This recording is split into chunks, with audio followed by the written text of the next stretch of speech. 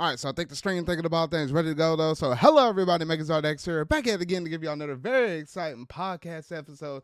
That being my ZardCast episode 116. And my goodness, man, it's been a little bit of a year so far. I know we're only like a couple weeks up into the new year though, but I don't know. Looking back at it now, it seems like 2025 has definitely flown by. And yeah, this is the first ZardCast podcast of the brand new year of 2026. And with me, I got my good buddy over here, Steven. How's it going, man? What is up? It's going good. Whew. And it's always something when you start up January and stuff. It's typically like one of the slower kind of months of the year. You know, people trying to catch up in terms of just being able to go through and, they're trying to recoup from the holidays, not try to spend nearly as much. It's a little slower trying to get back in the rhythm of work and stuff, coming back off the holidays and everything else in between, though. And yeah, that's essentially kind of what's going on, though. But with it being the first of the year, there's always the year-old tradition I always do, at least with my podcast. We got to do our year-end reviews. That's basically when we go through and talk about everything that's happened within the past year, and we split it up into two different episodes. It's basically, in this episode, we'll talk about everything that happened between January and June of last year, and in the next podcast episode, we'll talk everything from July through December. There's usually a lot to go on, along with a few other stuff that might happen within the month of January or anything else, at least with this first episode, anything that kind of has transpired between the holiday special episode and where we're at currently today, though. But yeah, anything else been going on with you, Steven? I got myself a new computer. Ooh. I went to Micro Center and to make a long story short, I was gonna get a 5080, RTX 5080, but it was gonna be more money than just getting a new computer. Just if I took all my old stuff and put it into a new case, they would have charged me a bunch of fees and new power supply and this and that. So I just ended up getting a new computer. Got a RTX 5080 in it. It's got a really good CPU, like probably like the highest end CPU you can get right now from like the AMD. Um, it's got I think it's 32 gigabytes of the DDR5 RAM. It's extremely similar to the one you now have. So Yeah, it was a much needed upgrade for me. yeah, pretty much everything you described. It's almost tick for tack because now we got the same graphics cards with the 5080. We both got the same amount of RAM, 32 gigs. Your processor is a little bit different. You have AMD, I have Intel, and there might be a few other minor differences, but that's about it. It's almost tick for tack, basically. Yeah, it's really not that much of a difference. Hmm.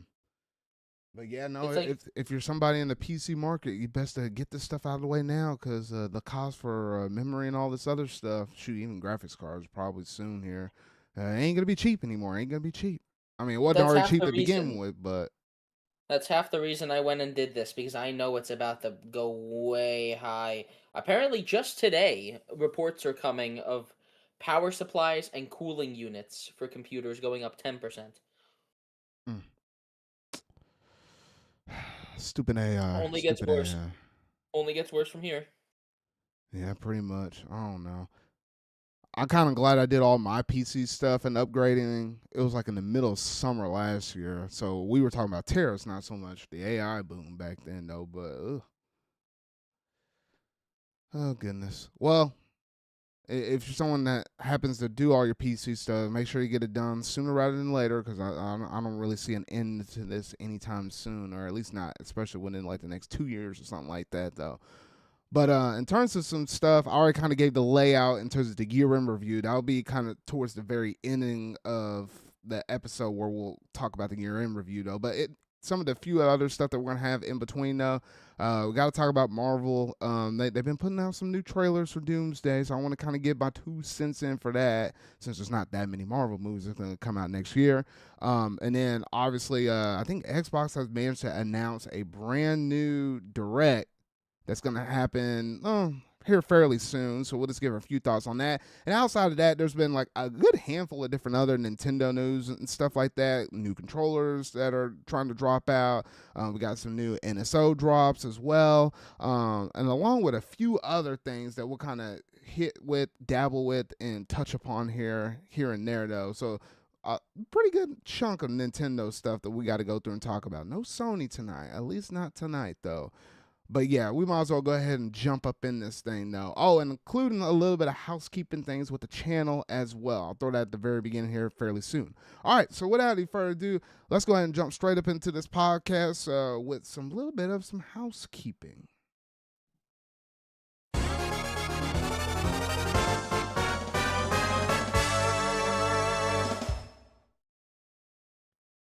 And you know what? I was going through here and trying to clean up a whole bunch of this stuff.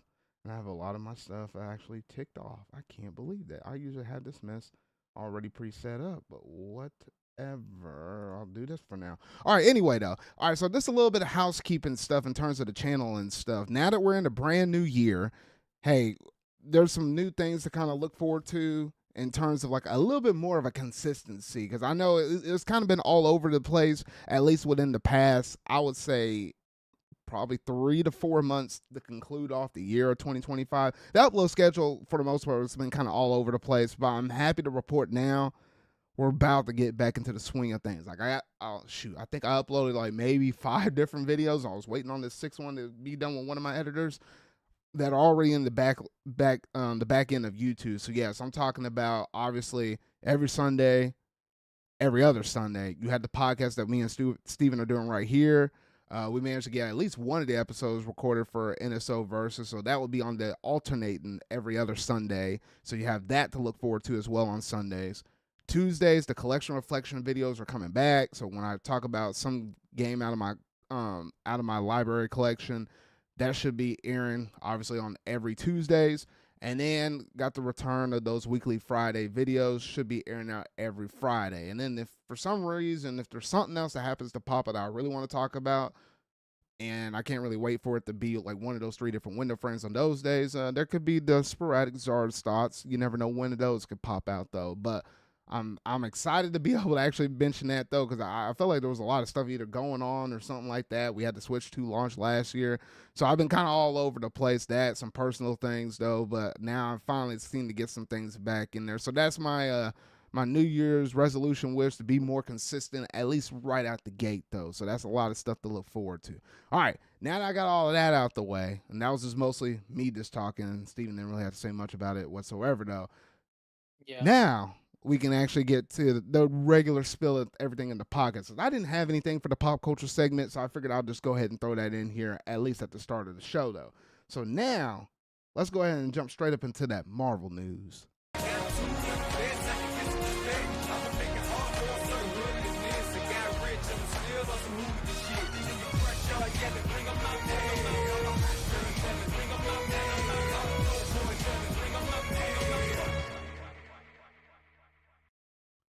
Alrighty.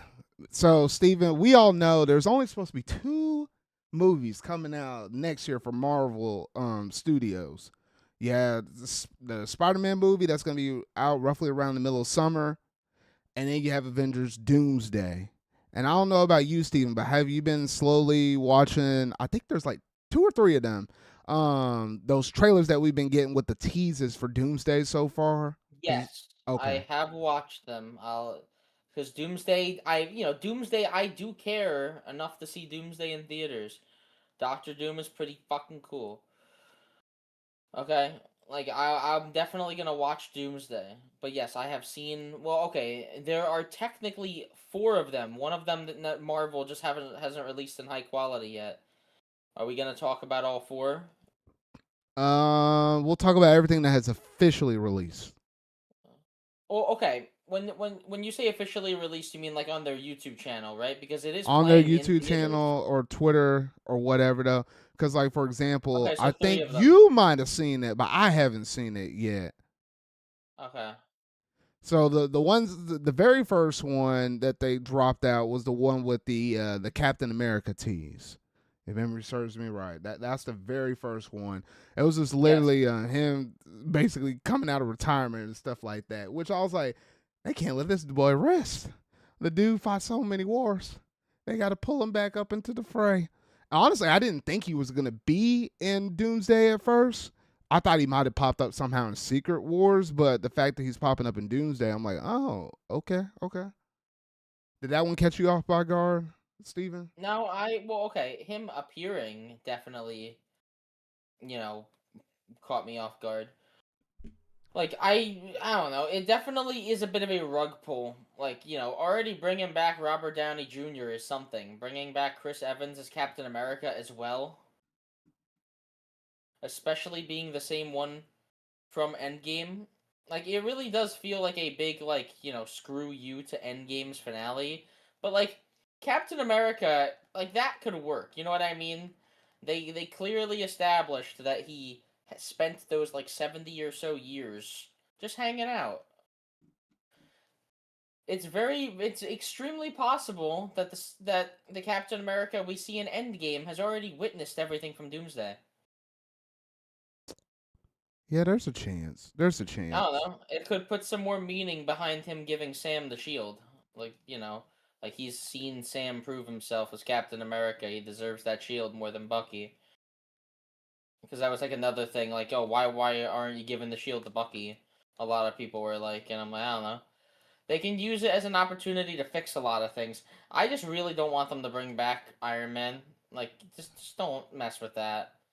I mean, if they do, it wouldn't be obviously in this movie. It would probably be in Secret Wars. At that point, it makes sense because there's just so many references we're gonna get. I'm fine with it then. But at least with Doomsday, since Robert Downey Jr. is already playing Doctor Doom, I mean he technically will still be in Secret Wars though. But Secret Wars kind of makes a little bit more sense. But at least with Doomsday, maybe find a way to kind of make do without. But we'll Yeah, see. either way, like apparently due to rumors, he's gonna be like a pivotal slash main character, which is interesting if true. It really does feel like they're completely erasing everything after Endgame in a way. Like it's become so apparent that like half of these MCU projects were never meant to matter. Did you see that the actor behind She-Hulk, the actress behind Uh She-Hulk, huh. no longer is working with Disney. So She-Hulk's Hmm. probably not happening again. She-Hulk's probably not showing up ever again. We're like gonna be name dropped and never actually shown because Marvel's very iffy on the recasting people. I don't know. Either way, though, like it just feels like so haphazardly put together, especially because the whole Kang thing happened. Yeah. It's so weird because it's like obviously, yeah, because the whole Kang thing, that's what really had the really pivoted around and stuff like that. I just felt like they had a good vision, but nothing was able to get fully executed. Part of that was getting off on the wrong foot with COVID and all of that stuff. And then, when you soar so high up in the sky, it's like, and you're clipping outer space, it's like what's beyond outer space. It's kind of hard to match what you previously already had set. So it's like, there's only so much that you basically can do, and I think they just I kind of hope been a fault of their own, like tripping over their own 2 feet, basically. Unfortunately, I hope they use this opportunity to set the MCU on the right path. yeah, it got to be a respring and a reboard or a bounce back from basically everything they've done in what is phases 4 and 5 currently right now. And I think by the Because time you're done with Secret Wars, you got to have like a mini or semi reboot or something to get it a little it, bit more grounded, I guess. yeah, a big thing people are saying is that Doctor Doom's gonna rewrite reality, and that this rewrite is gonna be what introduces X-Men and mutants to the MCU, which I could see because I don't in Spider-Man Brand New Day, Sadie Sink, she's like a red-haired girl, is playing a character in that movie that quote unquote has psychic powers. So that obviously points to Jean Grey from the X-Men. Mm-hmm. So apparently, one of the X-Men is going to be appearing in the new Spider-Man movie, and we know for a fact a bunch of X-Men are going to appear in Doomsday due to the casting being revealed. I Yeah. think the mutant saga is probably going to be what's next. I don't. Yeah, the multiverse saga is over. Thank God. It just a failed experiment that Marvel can hopefully just move behind because like I don't know, like let's be honest, what really mattered? Like Steve Rogers is back and he's got a kid and it's like okay, this is a direct follow-up to Endgame at least for him. Which that's a whole nother thing. Steve Rogers apparently has a kid this whole time. He's probably just been in the MCU in the background. We didn't even know. Now, when you said Steve Rogers, well, I mean, I guess he could have probably had a kid, but we just never seen it if that would have been the case. I mean, they could pull No, that well, on us. we see the kid in the trailer. Wait, hold on here. Did I He's miss holding that? a baby in the trailer. It's like the main thing. He's holding a baby. I guess I slept since then because I'm literally trying to pull up the trailer again and refresh my mind. Yeah, he's holding a baby, and it's like Steve Rogers will return in Avengers Doomsday. I kind of like that they're doing all these mini trailers that like hype up the big trailer.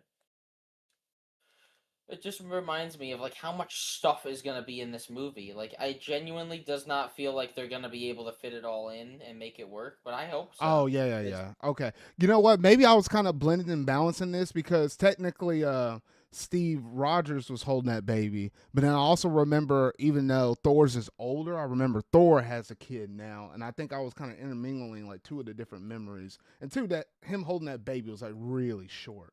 But yeah. okay, Either way, yeah, that's the Steve Rogers trailer. I guess you kind of you know, brought up a good transition point. The Thor trailer, I think, was the next one they yeah, showed, Thor was the second one, and and I I was like, liked yeah, that one. that one was good. I mean, and I feel like with his character, after we're done with these two movies, I don't think Thor's going much further than this because I feel like he kind of did and accomplish most of the stuff he wanted to in his storyline. He just happened to be one of the ones that got graced with a fourth movie, outside like the Captain America and Iron Man movies and stuff like that. So I'm like, yeah, I think he's about to wrap up his character here within these next two though. So it's Well, gonna be yeah, like one last hurrah for him. he has something that he never thought he'd have, a child. He has a child to take care of, a child that protect, and I'm sure a child that he needs to teach how to protect themselves, which is going to be very interesting. I'm I'm extremely interested to see how this is going to go because I'm pretty sure was it he's got Mjolnir and the kid has Stormbreaker. I forget how the end of Love and Thunder went. Uh, oof. Either way, both of them are back because Mjolnir came back in the fourth movie. Yeah, Thor 4 is such a interesting little movie. I don't really like it that much. Yeah, it was all right. I mean, it kind of went a few places here and there though. It was all right, not horrendous, but Oh not the no, it was greatest thing either. But yeah, it had good moments and I liked the villain, but like I just think it was just way too annoying of a movie in general. Yeah, either way, like the as in the trailer, he's like talking. He has like this really cool line about like it's like yeah, calling upon Odin to like help him one final time to protect who he loves, yeah. which I like that a lot. I think her name is literally Love, which is funny. Hmm. Oh, yeah. But yeah, I liked it though. yeah. So Oh I yeah, and think that was. Oh, what? he's also got the short hair like Infinity War again. His best Oh, look. yeah. No, I never liked the way how he got like super fat and the super long hair, and what he had recently. I was like, nah. I kind of liked it where he had it like in what the Well, first couple of Thor movies. Yeah. Thor. Oh, well, I was gonna say Thor 4 brings him back to that. He loses all the weight in the beginning of Thor 4. Yeah, I know. I'm just glad. Yeah, I'm just glad that obviously they still didn't carry that over. That was just weird having that in like in game like that. That was just jarring to me. But anyway, so yeah, so we got that Thor trailer, and then the most recent thing we got in the last update we managed to get was the trailer that basically teased the X-Men are coming back, and that one's weird because it's like obviously we don't have like a legitimate like X-Men movie that's currently out. Obviously, the closest thing we had to it was Wolverine and the Deadpool movie crossover that was in the MCU. But like Professor X and all of this stuff, like what we got teased up in here is like, I mean, we technically didn't really see him in the MCU outside of, oh gosh, what was that movie, Steven, that got teased, or not movie? It The was Marvels. it was Doctor Strange in the Multiverse of Madness where they were going all over the place, right? Where he Oh, actually showed up in that movie. That's the one I'm time. pretty sure Beast, like one of the X-Men, appears in the Marvels in a post-credit scene. Yeah, no, he I'm showed pretty up in a post credit scene because of what happened at the end of the Marvels, where oh gosh, what's the name of the black lady? She managed to Monica Monica. She Rambeau. got thrown into a different timeline like that, and then that's where we saw all the other X Men. I think that's where they're trying to make the parallel tie. So they're using the Marvels as a connection to bring pretty much the other X Men over. So between those two, that's kind of where we got our X Men at right now. Maybe they open. Maybe she's trying to get home, so they open a portal and rip apart the multiverse, and there comes Doom. Yeah. Oh, that could be. I don't necessarily know if any of those characters are coming back, like any of the Captain Marvel characters. I don't think they were in the cast. Obviously, like you have a couple obvious like characters, like obviously Thunderbolts are all gonna be there. I think that was already confirmed. They'll be like the ground team on Earth. You'll have Sam Wilson and his whole squad also helping out. Cause like especially how there's a lot of Earthbound heroes. I'm pretty sure we're gonna have like the movie's gonna be spread across like I space and think Earth, just like I think there's Infinity going to be War. like 3-ish or so teams between like the Thunderbolts crew, which I don't know why they like to call them the New Avengers, but I like to call them the Thunderbolts crew. Between them, Sam Wilson's team, and there's going to be some space team. I don't know who all is going to be up on that team though, but Fantastic Four, yeah, probably. Fantastic Four and probably a handful of other ones because we saw them in a post-credit tease thing like racing back towards Earth. That might have been after Doom pulled some shenanigans in that first tease trailer of that. I like how Well, those movies wait, started to wait. kind of connect together though, but Can I spoil the end credit scene of Fantastic Four? It's not where really crazy spoily anyway. not really. Yeah, go ahead. Okay, spoilers. Franklin Richards is seen with Doctor Doom at the end of Fantastic Four. Doctor Doom's either coming to kidnap him or coming to meet him, because in Fantastic Four they mention Latveria, his home country, and like the representative of Latveria is nowhere to be seen, aka Doom. Yeah, so he started to make some advancements. It's kind of like Thanos was kind of getting teased a little bit, like at the ending of what was it, Thor Ragnarok, or then like his ship kind of made contact with Thor's, and that led directly into the events of what was Infinity War after the fact. It's almost kind of like the next closest thing, really. So I'm like, okay, so and that's it. Those are all the 3 trailers we got officially so far. Steven, you said there's another one airing in theaters right now outside of those 3. Yeah, and it's not really even that spoilery if you don't want me to mention it. Yeah, I don't want you to mention it just yet because I just hadn't Yes, seen there it is a though. But fourth, and then apparently there is gonna be a main trailer after this. It's yeah, either gonna be a main trailer or there's gonna be a fifth one. I heard there's gonna be one entirely focusing on Doctor Doom, now which I heard about that one, and I think that one when that one comes out, I think it's gonna time up with when the Super Bowl happens. I think that's when they're gonna want to try to air that out. I think that's when they're gonna air the big trailer, Yeah, the big honestly. one. And I don't know if you're gonna get like the short because you know how expensive those commercials are during the Super Bowl, whatever. Like I don't know if there's like oh a my, it's shortened Disney. version that they. I mean, yeah, technically, but a lot of people, even big people like Disney, they'll still throw like a shortened trailer, throw it up in there because if this trailer is like 2 minutes long, they might only give us like a 30-second tease and say, hey. Check out the full one on YouTube or something like that. They could pull a number like that, or they might throw the whole thing up in there. I don't know, but regardless, we're gonna get it shown probably some point during that big game. That's what I'm expecting. But yeah, we got some fun times ahead of us. So they're already starting this campaign up right here. But keep in mind, we still got a whole nother, Spider-Man movie that's supposed to come out sooner than that. And this movie comes out at the end of, ending of this year in December. So we still got like 11 more months to go. And technically, here in about 6 months, we got Spider-Man. So I don't know. when you only got 2 movies to talk about, I guess they're trying to hype everybody up. Shoot, I think they're even saying that they're gonna re-air Endgame in theaters like in the month of September or something. I was just scrolling through Marvel's account and just saw that randomly. I was like, oh, okay. Yeah, honestly, like from everything we know about Doomsday, you only need to watch. Let's just say you watch Endgame. You can watch Brave New World, Thunderbolts. I guess Doctor Strange and the Multiverse of Madness just to see what Doctor Strange and Wanda are up to. Thor: Love and Thunder, technically. Guardians Volume 3. Mm. And I think that's it because the Eternals are Oh, not coming you back forgot about Fantastic Four. and Fantastic Four. But that's it.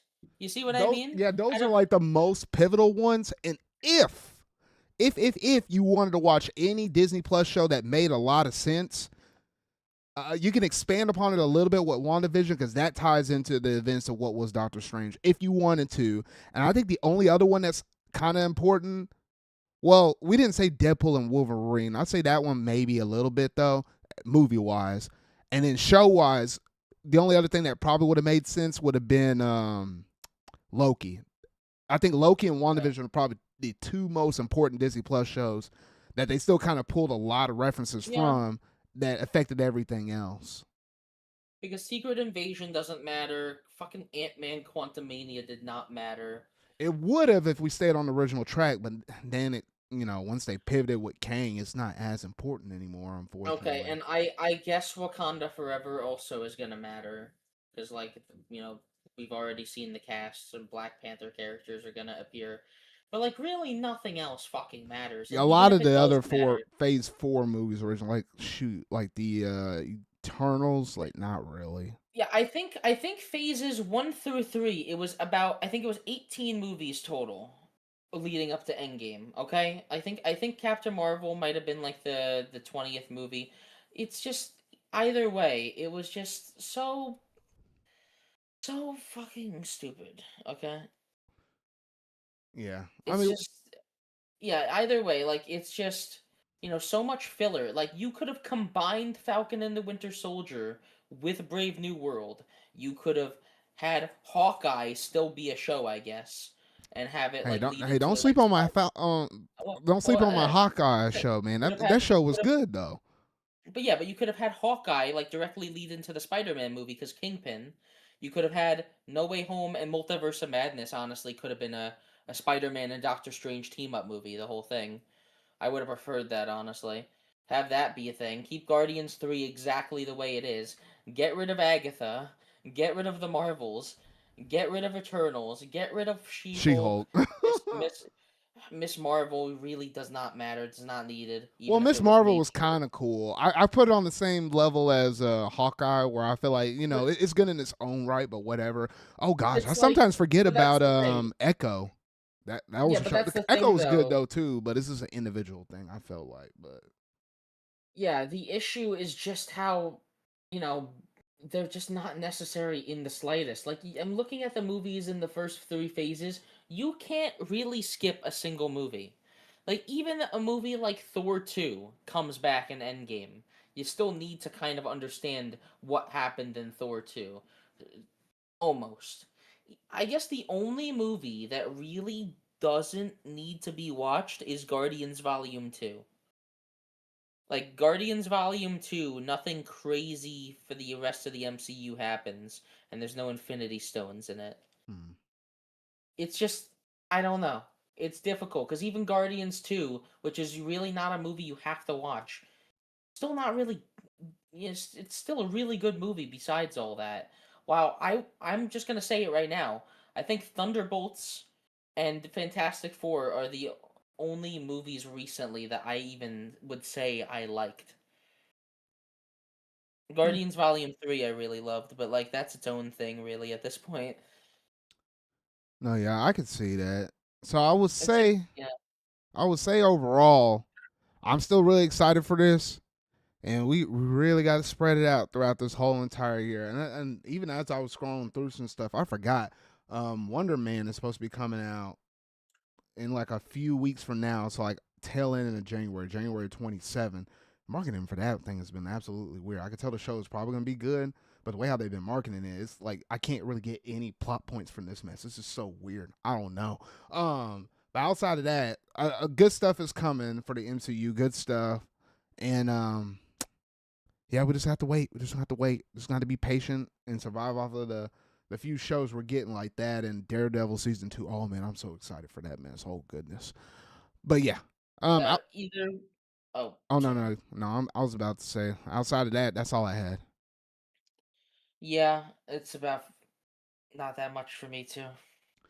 All right. Well, that's pretty much all the Marvel news that we had to catch up on since the holiday break. A good amount of handful of trailers. Who knows? We might have some more to talk about in the next podcast episode. So, without any further ado, let's go ahead and transition over to the next part of the show. That being what we've been playing.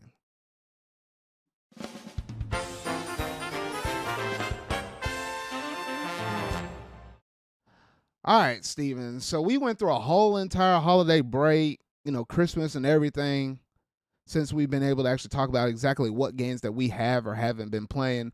And I remember the last update we gave on that holiday special one was we both managed to get through Metroid Prime 4. So since then, we've been playing other games and such, though. So what have you been playing as of late? Oh, I have been playing a lot of stuff, honestly, like back and forth. I'm just pulling up a list right now. At least on Steam, because I got my new computer, so I've been going back and playing some stuff on Steam. I went and looked back, played some Resident Evil games just to test out how far my graphics card could go. I uh played some Lego Party with like our friends like Yoshi and Kyle. And Lego Party is actually a somewhat fun alternative to Mario Party. Like I had some fun with it. It's not like crazy crazy, but like yeah, it was a good game. I've been playing Plants vs Zombies Garden Warfare 2. I know you've never played it, but it's basically like a Plants vs Zombies hero shooter they released in 2016. hmm. Still to this day has a relatively like strong player base playing it. Um, every once in a while, I'm still hopping on Sonic Racing because they do the festivals. So I hop on Sonic Racing, try to rank up in the festival, get the rewards. They just released Pac-Man, which is pretty cool. And I think the next ones they're doing are like Super Monkey Ball and Mega Man. Hmm. Okay. And then besides that, I started Red Dead Redemption on Switch 2. I'm hoping to actually finish it. Hmm. All right. Not And not bad stuff. yeah, and then there's a couple other things I'm gonna try. Playing Fortnite. They're doing like a whole like South Park thing right now. I've been enjoying that. There's a lot of stuff that I have to get back to. Otherwise, I'll be honest. I've been enjoying having no games coming out at least for a little while. Yeah, I'm I, glad there's not really anything coming out in January that I really wanted. Was there any games that managed to get for like Christmas or anything? yes, so I got at least I'm looking right here. I got this game that's very similar to classic Resident Evil games called Echoes of the Living. It's got like the fixed camera angles and pre-rendered like backgrounds and all that from like the old ones. I got Witcher 3 from a friend, which that's on PC, so I'll eventually try that. I know that's like a crazy big game. Um I still have to play it, but I have a repo. I'm gonna try to find friends to play repo with. It's like one of those like friend slop games. I heard it's fun. Besides that, I also got. Actually, let me make sure. Just checking what else I got. At least I got Silent Hill 2 remake. My parents got me. I have it on PS5 though, so I'm gonna have to plug the PS5 back in whenever I play that. Hmm. Okay. Okay. And I think what was the other one? Damn it, there was another game I got. Nah, there wasn't actually. But I did treat myself to something I will be playing a lot, which was the. I might have discussed it on the last podcast. I got the AYN Thor, which is a DS kind of like a DS handheld. It's very similar to a DS, where it's like got the bottom screen and the top screen. But the cool thing is that it's an Android device. So, theoretically, because it's Android. You can get however many emulators. I could be playing a game on the top screen and also be doing something completely different, watching a movie on the bottom screen. It uses microSD express storage, and the cool thing is that the bottom screen is like 60 FPS. It's kind of like 1080 resolution, but like 4 by 3. And then the top screen is actually 1080 resolution, 120 FPS. So you can get some games looking really nice on that thing. Hmm. And I haven't gotten it yet, but I've seen videos. I got the one that looks it's got Famicom colors. So I'm really excited to get them in my hands. Okay. You have the I guess you have the ROG Ally, which is like a portable PC. Imagine this thing is just like a phone. It is a phone with an extra screen that is entirely dedicated to gaming. It's got a pretty good battery life from what I've heard, and I'll admit I kind of splurged. They have different models you can get with different amounts of RAM. I got the 16 gigabyte model. They had like the 1 terabyte storage built in. I think it was 1 terabyte. I'm gonna look on their Honestly, website with one actually. terabyte, you really won't need to actually. Oh no, I won't. Yeah, you I'm won't not need gonna to need get any anything. expandable storage at that point. You want to know what sucks? This thing they can put 1 terabyte inside of it. They can't put anything in my fucking phone though. In my phone, like the most my phone goes up to is 256. And I don't know if you've had this issue. For some reason, most phones nowadays don't let you expand the storage. What is that? No, it's kind of just built in. I mean, technically, like if you were to bust it open and actually like get to the part where the SD card is at, it's like actually built into your phone. They This just is do that ridiculous. way they could charge more for the different models that they sell. I know it's weird. It's pretty much like that for any phone nowadays, though. But yeah, because they know The you noise can the hell buy out of me. SD cards for a lot cheaper though. But Yeah, so they have clear purple, Famicom rainbow colors, white and black. I got the Famicom rainbow, and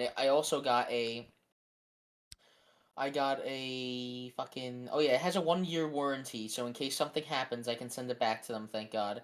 And I got the little accessories thing they have, little accessories pouch, hmm, which was nice. And yeah, it's got like screen protector, little lanyard. Oh yeah, lanyard hinge, all that fun stuff. And it's just got so many features. I don't want to go on too much about it, but like I said, it's got this chip inside of it. It's got like a really like cutting edge phone chip inside of it that can handle up to I think up to Wii U. It can emulate competently. yeah, that's not So bad. like you can get GameCube and Wii games basically always running at full speed on this thing. And then yeah, it's got like the cooling. It's got like the fans are in a good spot. It's got a fully featured USB-C, which, in case you don't know what that means, it can do video out. So I can capture using this thing Ah, and okay. cast it to a TV, Hmm. which is it's gonna be really nice, especially just watching a YouTube video while playing a game or having a guide on the bottom screen while I'm playing the game on the top screen. There's like so much stuff that can be done with this thing.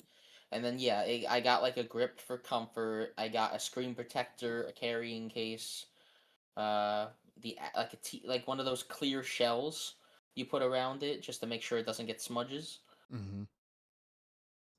Yeah, I can see it for streaming like DS or 3DS games since you had the dual screen Oh yeah, aspect. I guess that would probably be probably the coolest and most notable thing that would probably make me get one. But I mean, outside of that, like the original 3DS or whatever, though, would probably still get me through. It'd just be the capture card oh thing I yeah. didn't think about. But yeah, that's If cool. if you if you mod a 3DS, you can get a lot of cool stuff. But this thing will be like all in one. I could play like console stuff on this, no problem. Yeah, for me personally, I'll just be only looking at DS and 3DS because the way I got my stuff set up with my ROG Ally, it got pretty much everything covered except for those because of the dual aspect screen. Like that's just not the best way to play that. I mean, yeah, I Yeah, might be able to I get away understand with that. playing like a Pokemon game or something like that because you're not doing much on that bottom screen. But outside of that, yeah. Yeah, Um, and any Android app can be installed on this. You can play phone games on this.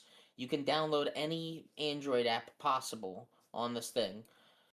I could be playing the DS version of Plants vs. Zombies on the bottom screen while playing the mobile version on the top screen. I'm not saying I will do that, but I could. okay, okay. Well, it sounds like you got some cool stuff coming, and you played at least a good amount of games. I Uh, try. at least for me, lately in terms of games that I've been playing, it kind of coincides with the games I kind of got. I would say roughly around. I would say some of them is like considered Christmas, but then some of them were just games I just picked up with the money I had in my pocket or money I got from Christmas and turned around and spent it on some games though. Some games I actually bought since then. I bought Dragon Quest 1+2 because it was on sale. It was like for like 40 something bucks. So the HD versions that I never got them at launch, but it finally went on sale. I was like, oh, I might as well go ahead and pick it up now. Dragon Quest, not Dragon, no, Monster Hunter Stories 1.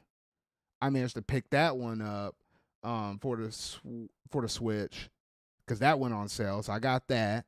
Octopath Traveler 0. That was a game that came out in December. I wasn't able to get it right around launch, but I had some extra money in my pocket on the eShop funds. I was like, all right, let me just go ahead and just download this digitally for the Switch too. So I did that. Marvel Cosmic Invasion. That's a beat 'em up game. That's like fairly recent. I think I don't know when that one came out. It was like towards the tail end of the second half. I don't know if it was late October or some point in the month of November. But yeah, it's a good beat 'em up game. I had my eye on it, so I had some Christmas funds for that one. So I was like, you know what? Let me go ahead and pick that one up. I got that. My brother gave me some Amazon gift cards and stuff, so I used that to pick up the digital copy of Split Fiction on the Switch 2. We got to sit down and play that game, Steven, at some point. And then the last game I managed to pick up, which this is the one I put the most time into as of late. I bought Danganronpa Happy Havoc, the Danganronpa one. I'm just gonna simplify it. I bought Yeah. that one digitally first, thanks to a friend recommending it at work. I just saw the passion that she had up on this series. I knew at some point I probably was gonna try the game out, but it was kind of lower on the total pole on the extreme back end of my backlog. But seeing how passionate she was about it, I was like, fine, I'll go ahead and buy the game. I'll dabble with it here. At least I had something to talk about with her with. And I got completely caught up in that game. Dumped the 35 hours to beat the first game. I was like, oh gosh, this mess is good. And it gave me that sense of, it scratched that itch for me that I really love, like my Ace Attorney series and stuff like that. So I play 1, 2, 3, 4, 5, 6. I have all the spinoff games and stuff for that series, along with the Famicom Detective Club. Like I have one of the first two games. I think it's the Missing Air one. I think is the one I had, and then obviously Emio the Smiling Man. So it kind of itched that, not survival, but the itch the murder mystery case thing, figuring out exactly who did the killing and stuff like that, investigating. Like it had all of that in Danganronpa that I don't know. Apparently, I guess I was just sleeping out on it so much so. So when I was done with the first game, since I bought that one digitally, I was like, I could buy the second and the third game digitally, or I could just go ahead and pick up the whole collection of those three games plus the fourth game, which is like the one that's based on the board game. It's like the fan service one where it has like all the characters from The every game. RPG. Yeah, the RPG one that's a little bit of a board game fusion as well. I'll get that as like almost a bonus free game, considering the cost of what it would take for me to buy the second and third one digitally only. So I went ahead and picked up the physical copy. So now I got a physical and digital copy of the first game of Danganronpa, but hey, whatever though. So yeah, and then lately I've been going through and playing through the second game, and I got through the first trial on that one. So that's where I'm at currently in the game right now though. It's hard for me to put that game down though. I was like, I'll put it down, play a little bit of something else. Like I've been back and played Hyrule Warriors Age of Imprisonment. Got a little bit further in that game though, but then it's like once I feel like I get so far, I'm tired of doing all of these battles and stuff. Then I'll go right back to Danganronpa. So those are the two games I've been kind of rocking the most here as of late though. But yeah, Danganronpa, man, if you're sleeping on that series or you hadn't really messed around with it, highly recommend it if you like yourself some visual novels games. That stuff is so good, so good. But man, I can't. I can go on and on about it though. I'm gonna probably have some other dedicated videos on that series in the future though. But man, that's just some good stuff. And I You think know, I outside of believe that, it. that's all I've been playing. That's, I just did not expect you to like that series. I don't know why.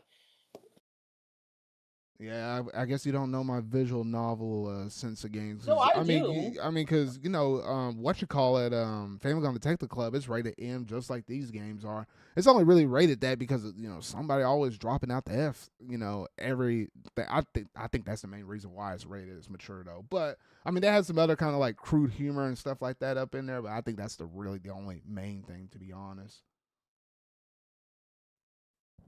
Yeah, I don't know. Hmm. I had a thought, I lost it. But yeah, I got plenty of games as it stands now where honestly I could be good all the way up until the month of March. Before then, I really need to buy any other new games. It's going to take me a while to still go through the backlog along with all these other games I just recently bought. So yeah, it's gonna take me some time to get through all of this stuff though. But yeah, I'm just glad nothing of any great importance is coming out in January. Otherwise, it would have been a bit too much. Because I mean, we already got some stuff slated for February that's coming out that we're gonna have to all dive up into. So yeah, I guess that pretty much does it in terms of everything that we've been going through and playing as of late. So now we're gonna go ahead and jump over to the next segment of the show, that being what's in the gaming news.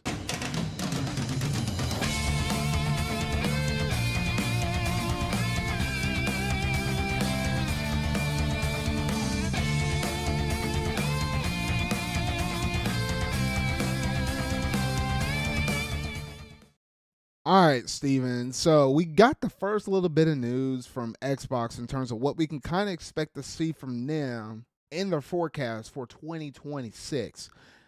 And looking at this, we finally got a developer direct. I think this is almost starting to become like a yearly traditional thing. Like I can almost I thought that there was going to be a good chance of this happening for this month in January. Coming off the heels of December. But yeah, their developer direct is going to focus in on three critical games. It's going to be obviously, and two of them made sense. You have one that's going to focus on Forza, the next Forza game, which is going to be taking place in Japan. So now I know a lot of people, if you're a Forza fan, a lot of people are really looking forward to that.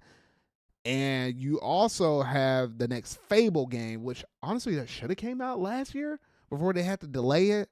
So ideally, some point it got to come out this year. So those are the two main key highlights. And then you also have one more game that's coming out from Game Freak. And oh gosh, this text is so small. I need to pull up my other little thing though.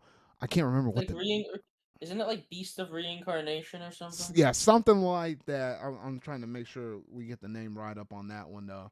But yeah, that's I, the I'm um the, looking it the up. third one. Yeah, Beast of Reincarnation. We're gonna get an in Okay. depth look on that, and that's funny because I forgot Game Freak was actually making another game like that. Obviously not They, Pokemon, but for they used Xbox to like a that. lot more. Did you know that Game Freak made a game?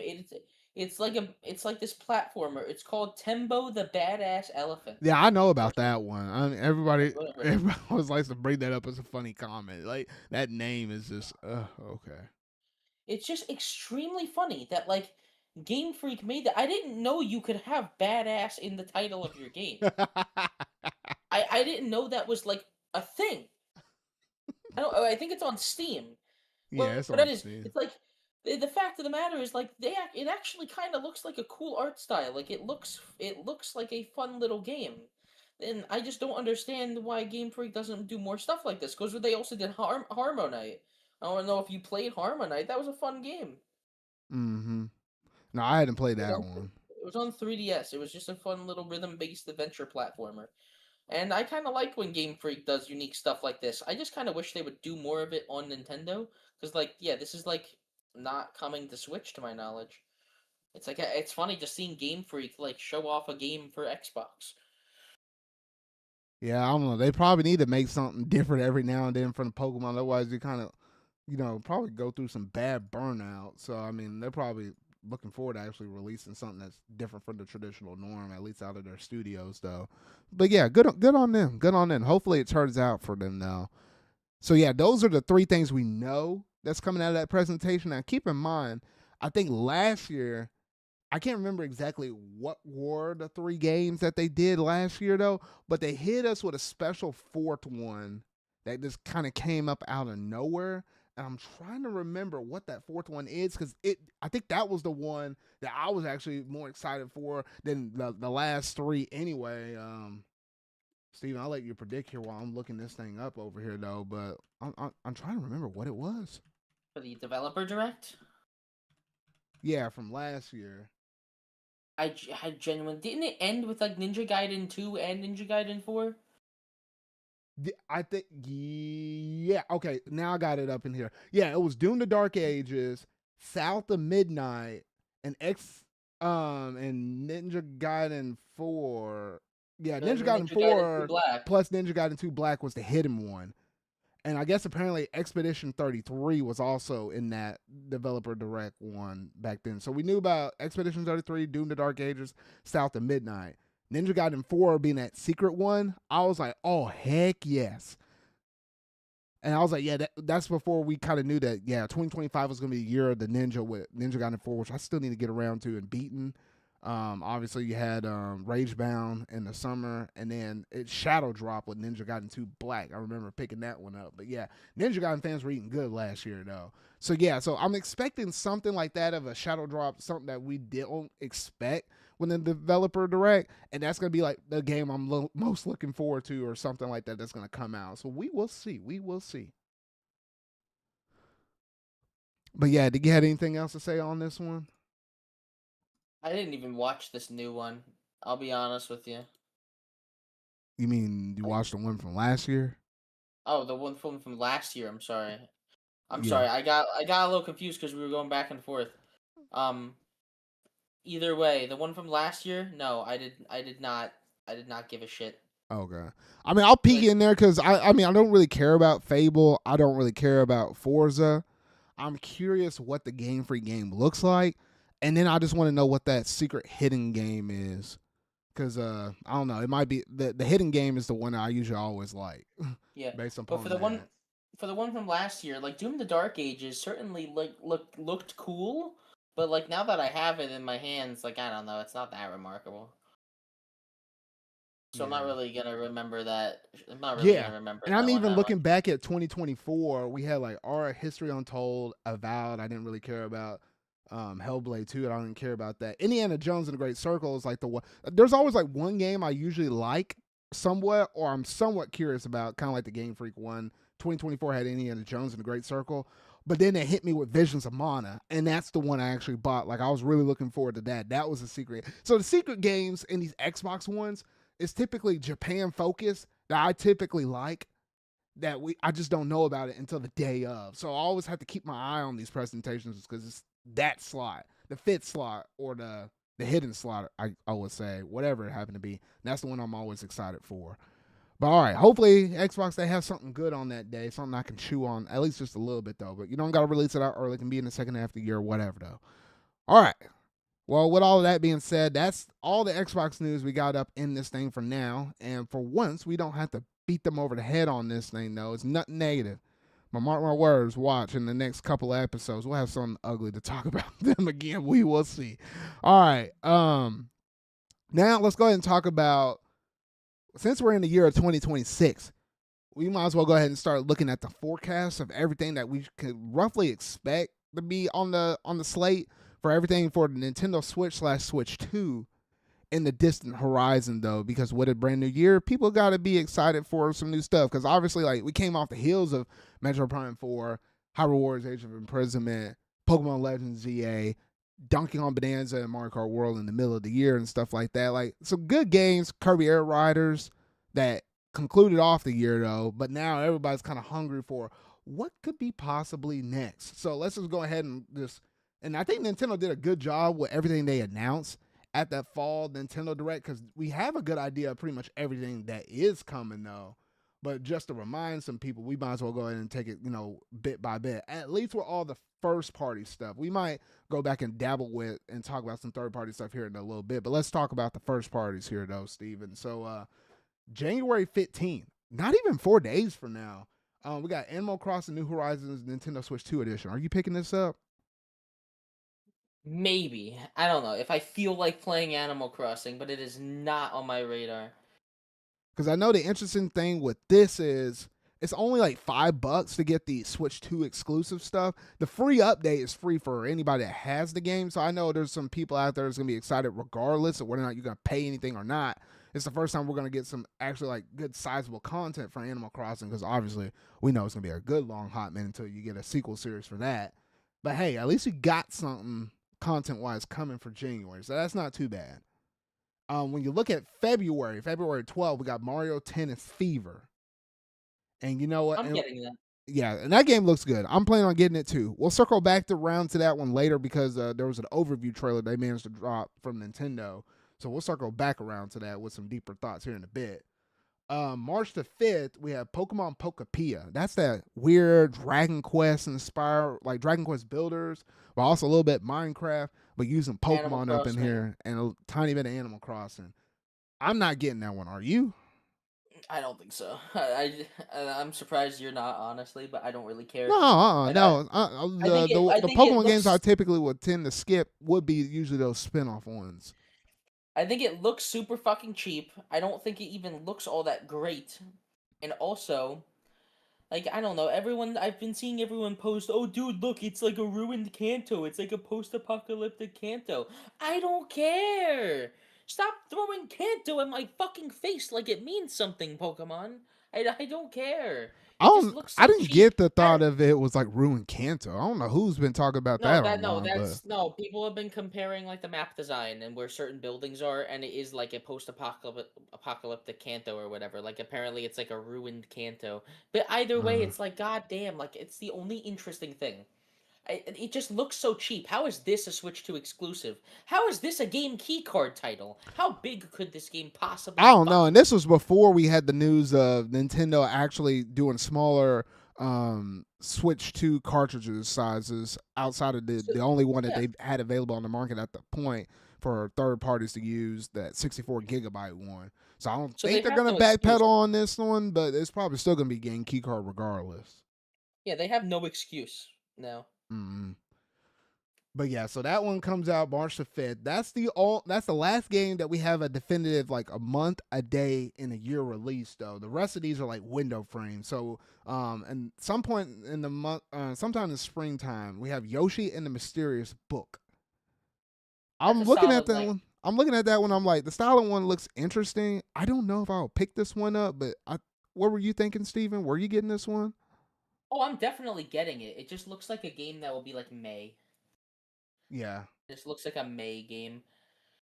I don't know. It looks super fucking charming. Like the art style is so beautiful for this game. Just the whole, it really is harkening back to the like original like sketch and storybook aesthetic. It's the closest Nintendo's ever gotten to doing 2D games again, like true 2D. Everything in this game just looks so beautiful. Like Mm-hmm. I'm watching the trailer right now. I don't really know about the whole like gimmick where it's like, you're in the storybook and you need to find out like you need to like almost research stuff where you need to do certain objectives in the level to make certain things happen. I guess it will make the levels more unique. It's not just about collecting this many things. It's about experimenting in the level. Like, oh, brush some pollen into a daisy and, you can make it bloom or this or that. Like it looks like the levels are going to have different ways to approach them even though it's a 2D game, which I guess could be interesting. Either way, like the art styles are usually what the Yoshi games are pretty good with, and it certainly looks very nice. And they showed like it's difficult because it's not necessarily a game that people are gonna get super excited for, but it just looks like such a fun game. $70 is debatable though. Like obviously, I wish these games were not 70 fucking dollars, but Get like used to it, Steven. Pay up. why not? That's what I'm saying. I'm not backing down on that. This game looks amazing in my opinion. Just the art style of everything. I don't know. It's like it obviously is using that Switch to visual fidelity for working with it. Like the video I'm watching right now, the video in 4K, it's unbelievable. Honestly, what Nintendo's going to be able to do with this because they're already so good at their art styles. Yeah. I don't know. It's like I genuinely do not believe that like any other game with I don't believe any other studio besides Nintendo could make a game that looks like this. It's got like a bit of claymation in there too, or at least it's styled like claymation. It reminds me of Kirby and the Rainbow Curse more than anything, which is another beautiful game. I love when Nintendo does these more artsy games. My issue, obviously, with the last Yoshi game is how fucking easy and mindless it is. And if this game is just a fun romp and like it's not too hard, but it's also, still got like a lot of stuff to collect and work towards, that would be fine by me. Hey, it's probably not going to be a Yoshi's Island for me. We will see.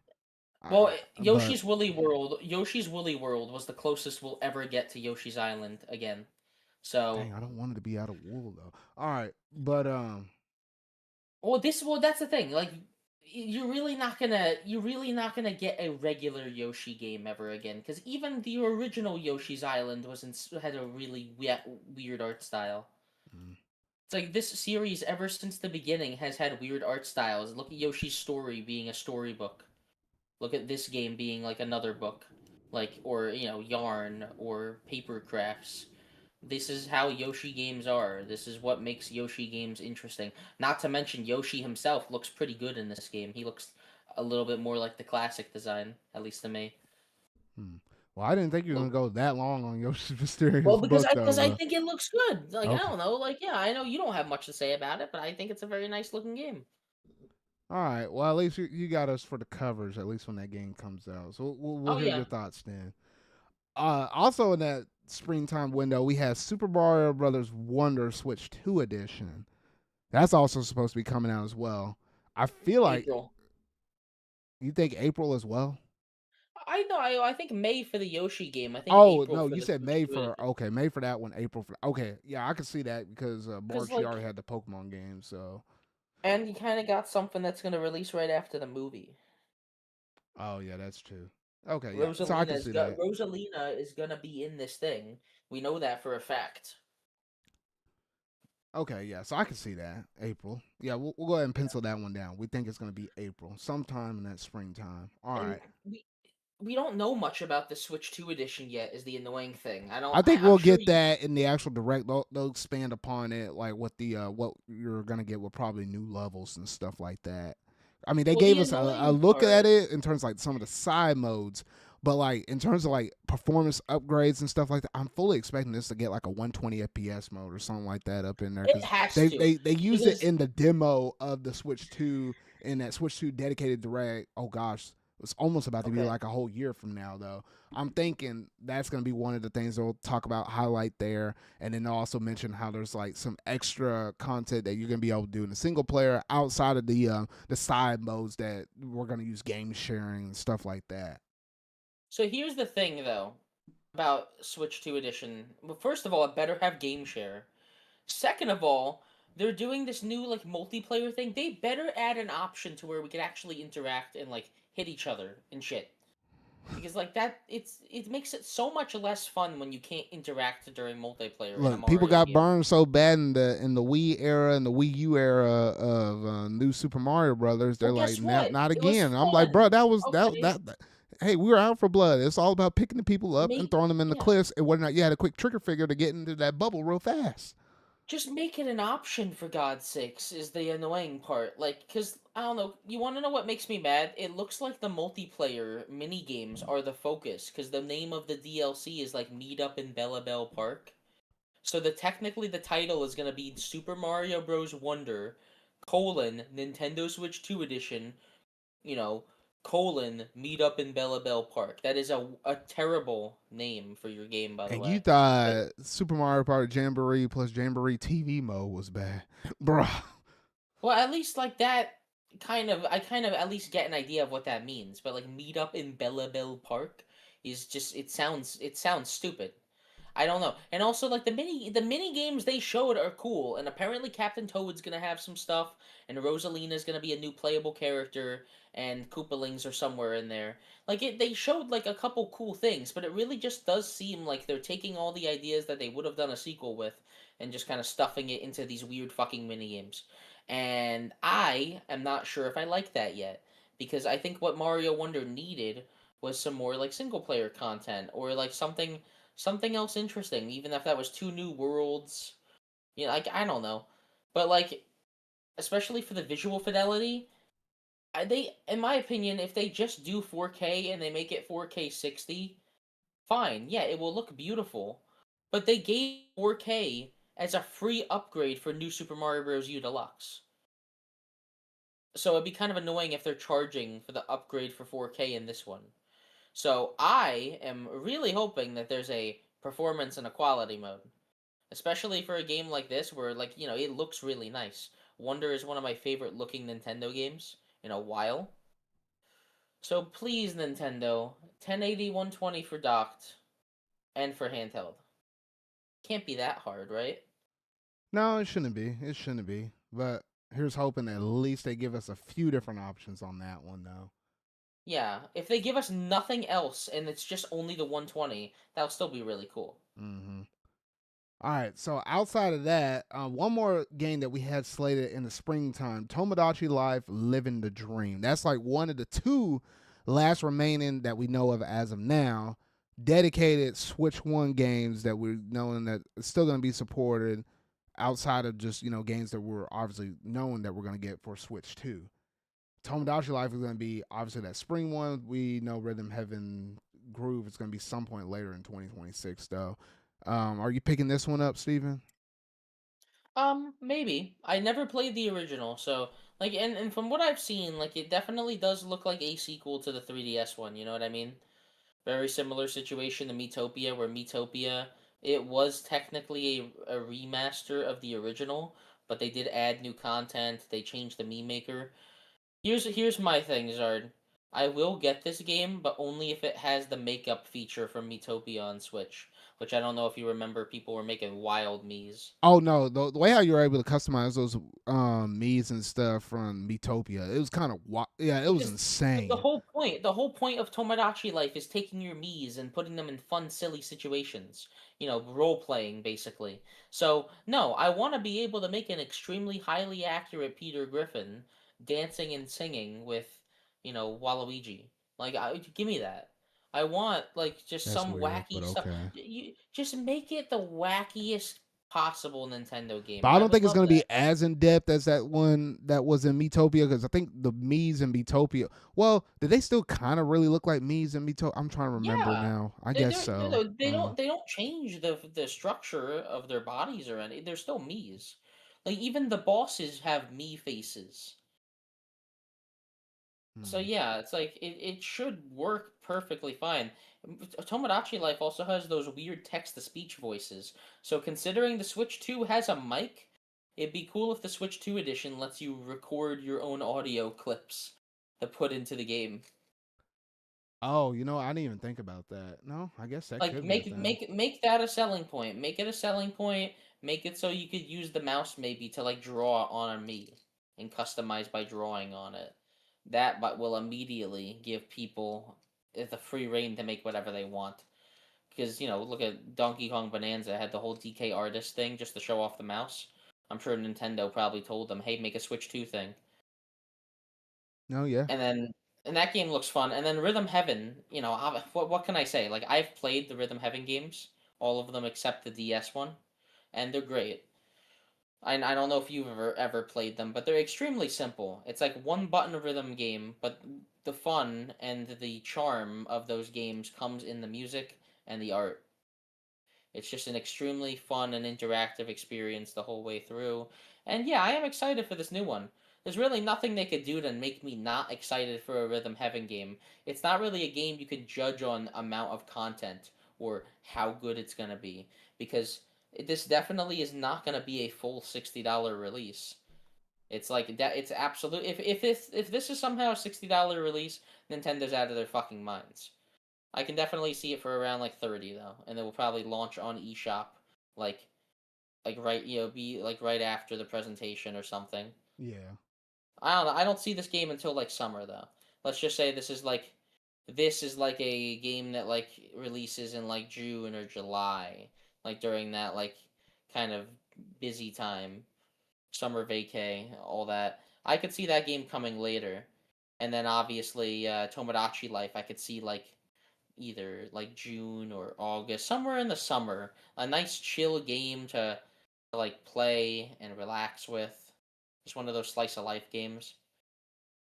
Oh yeah, I can see that. I Oh, can well, see it. actually, Tomodachi Life, they specifically said spring in that No, most recent direct. Tomodachi Life is spring, but in Rhythm Heaven's probably in the second half of next year. Well, to be fair, Nintendo said that. Remember when ARMS was supposed to come in spring of 2017 and it released on June 16th? Fucking liars. Well, technically not liars, but No, they're still. not liars because Yeah. it still So, technically is spring. It's Tomodachi seasonal Life will spring, probably. not Yeah, like I know. yeah. Yeah. Tomodachi Life will probably be like beginning of June or something. I'm sure they'll teeter that line. Either way, enough about predicting release dates. Um, what else was Yeah, on so there was only Nintendo's a few other thing? things left. The one of the last couple of things was Fire Emblem Fortunes Weave. We just know that that's some point in 2026. I'm thinking they'll treat it just like Three Houses. It'll probably be either June or July ish. Like I'm thinking in the middle, because like that's already a lot of releases that we already talked about that could easily fill up February, March, April, a little bit of May. So I'm thinking at the earliest for Fire Emblem Fortunes Weave, it'll be June. Could be a Well, July game. we have to consider Nintendo might just do what they did at the end of 2025 and stack a bunch of releases again. Because remember, Air Riders, Prime 4, and Age of Imprisonment all released in the same month-long time span. So I could easily see Fire Emblem capping off July, while a game like Rhythm Heaven starts it. No, yeah. I mean, yeah, they could do that as well if they wanted to. But yeah, I'm just thinking it's almost gonna be like right in the dead center middle of the year would be the earliest. Could be a little later, but at the earliest, that's what I'm expecting. But yeah, I'm really stoked, excited for this one. It looks like we're back to form on this one, It looked pretty and good from the trailer. yeah, and it looks really good. It seems like you're gonna have like different routes, kind of like how Three Houses, where you played as the three, house leaders or something and stuff like that. I think that's gonna be the same thing that's gonna happen with each one of these four characters between the boy, the two different females, as well as that one dude that honestly looks like Alucard straight out of Castlevania, though. I think all four of them are gonna have like their own little different routes, so it's gonna play into the replayability. So that one's gonna keep me pretty invested for a long time. Just looking at it face value, though. The fact that you also got oh gosh, I don't know why her name is slipping my mind right now. So this Sothis, there we go. The fact that Sothis is literally up in this game as well got a lot of people very thinking, is this confusing. technically a sequel or is it technically a prequel? We're still trying to figure out all of this stuff though. But Well, it could be a prequel, maybe. I forget if Sothis was ever younger, is what I don't understand. I forget, like, I don't know if Sothis was always, like, young like that, or if she was an adult in the way past before she died. Because, she died, and then those bones were used to make those weapons from Three Houses, and all yeah, that fucking nonsense. Who knows? Either way, the game is undoubtedly making a connection to Three Houses because come on, they know it's gonna get people to buy it. Three Houses was, I think, the best-selling Fire it Emblem game. was the best selling one. Thank goodness. Maybe Thank goodness it was Awakening not wasn't engaged. somehow. Oh shoot. Wait. Actually, wait. No, Awakening had to have beaten it, right? No, no, No, no, no. Awakening really? was the best at the time when it came out. It managed to sell the most. It saved the series history. From there, Fates went to go on sell a little bit more. Then you had Fire Emblem Echo Shadows of Valentia. It sold a good amount within like what they averaged, but I don't think it hit as high as like Fates or anything like that. Yeah. And then you came with Three Houses, and then that one's like the all-time highest. Engage came sold pretty good, but didn't hit as high as Three Houses. Thank goodness. Like that showed the direction where we need to go Well, with the series. But either yeah, way, like everything about this game looks like the sequel to Three Houses. The cutscenes look very similar to Three Houses. The game, fidelity wise, like it looks pretty nice. Like what can I say? Like it certainly looks like Nintendo's taking that upped resolution and using it wisely. Like it looks pretty nice in those gameplay segments. yeah. So it looks We'll see. nice, Yeah. and I'm really looking Uh, forward to it. And it, out. it, Oh, what? oh, I was just gonna say, like overall though, like I must admit, it just looks very Fire Emblem. Like it looks extremely just regular Fire Emblem. We don't really have like a main gimmick yet. Where the Three Houses was the main gimmick. So I don't know if these four heroes will be like the main gimmick, where like you choose between them, and like it wildly changes the story. I think it will have a similar thing where like the story is split up between these routes. We'll see though. Yeah. But yeah, I'm ecstatic through the moon whenever this one finally finally manages to come out though, because I look, that's the perfect game I'm looking to bite and chew upon right there on my Switch too. And then lastly, the thing that I think is coming out in 2026, but it's the only one that has like a TBD on it, Splatoon Raiders. That's crazy that they announced that game last year. Like I think it was like shortly after the Switch 2 was like on the market barely. Dropped a trailer for that thing. That was it. And they didn't give like a year on it. It just said coming Well, at I some think point. I think they literally only revealed it because it was the 10th anniversary of I think Splatoon. so too. And they just Cause they just it's well, because they revealed it in like May, right before the Switch 2 came out. I think they literally just wanted Splatoon fans to invest in the Switch 2 because they just wanted Splatoon fans to know, hey, Splatoon content's coming to Switch 2. Get your fucking pre-orders in, guys. And it worked. yeah, so I'm thinking whenever that comes out, I'm thinking it should hit 2026. It'll just be some point in the second half of next year. So I'm just fully expecting that's going to be like a game. Like imagine if you just had like an Octo expansion or just like one of those Splatoon 3 DLCs just sold as like obviously a single standalone game. It's just kind of crazy how it took this long before we finally had a Splatoon spinoff, considering how big of an IP now Splatoon is for Nintendo as it stands now. So I'm like, okay, so I'm looking forward to that. Whatever happens to come out with it, as you may, hopefully it's really good. Hopefully it's really good. And then outside of that, that's all we have for everything first party lineup that we have scheduled out here for 2026. So as I'm looking at it with Switch 2 editions and all, along with brand new releases, and then obviously the couple of games on there that are going to be Switch 1 dedicated games, I'm looking at a grand total of 1, 2, 3, 4, 5, 6, 7, 8, not, I'm looking at 9 different releases already going into next year. If you were, even though they won't spread them out this far out though, but let's say if they only put out one of those things every month, that's like 9 of the months covered. And you still have like at least a few more announcements that you can do for the second. But I'm looking at all of these games, and outside of Rhythm Heaven, Fire Emblem, and Splatoon Raiders, everything else of those 9 games, so the other 6, they're scheduled for the first half of next year. I don't expect them to shadow drop anything else from like Monday to, or not Monday. Golly, I'm thinking of the next work week. From January to June, I don't expect them to announce any other game and squeeze it out there in those first 6 months. Like we know what the next first 6 months are for the system. It's what's coming out in Yeah. the next 6 months, which the next 6 months will probably be Fire Emblem. It will be Splatoon Raiders. It will be Rhythm Heaven. And then you still got room for at least 3, maybe 4 more announcements, and that's it. That's gonna All be right. it for Sorry. 2026, more than likely. Just brace yourselves. Crackpot theory. We got 2 more new games for 20. All right, technically 3 more new games for 2026 that we don't know about, okay? Crackpot theory time. Obviously, Gen 10 is going to be shown at the Pokemon Presents next month. That is a given. It will absolutely be coming this year. It will absolutely be a Nintendo Switch 2 exclusive. I am dying on that hill, okay? I think that's pretty obvious, okay? Yeah, no, I So was thinking the same thing. Gen 10 will be your November title. It will absolutely be your November title. Push your Black Friday units, get your bundles out, get those sales back up because 2025 holiday did not go well for them. Um But it didn't go well I'm, for pretty much I'm anybody in the industry. But yeah, I mean, you'll push your it went systems I with no, a it went well Pokemon for system. PlayStation.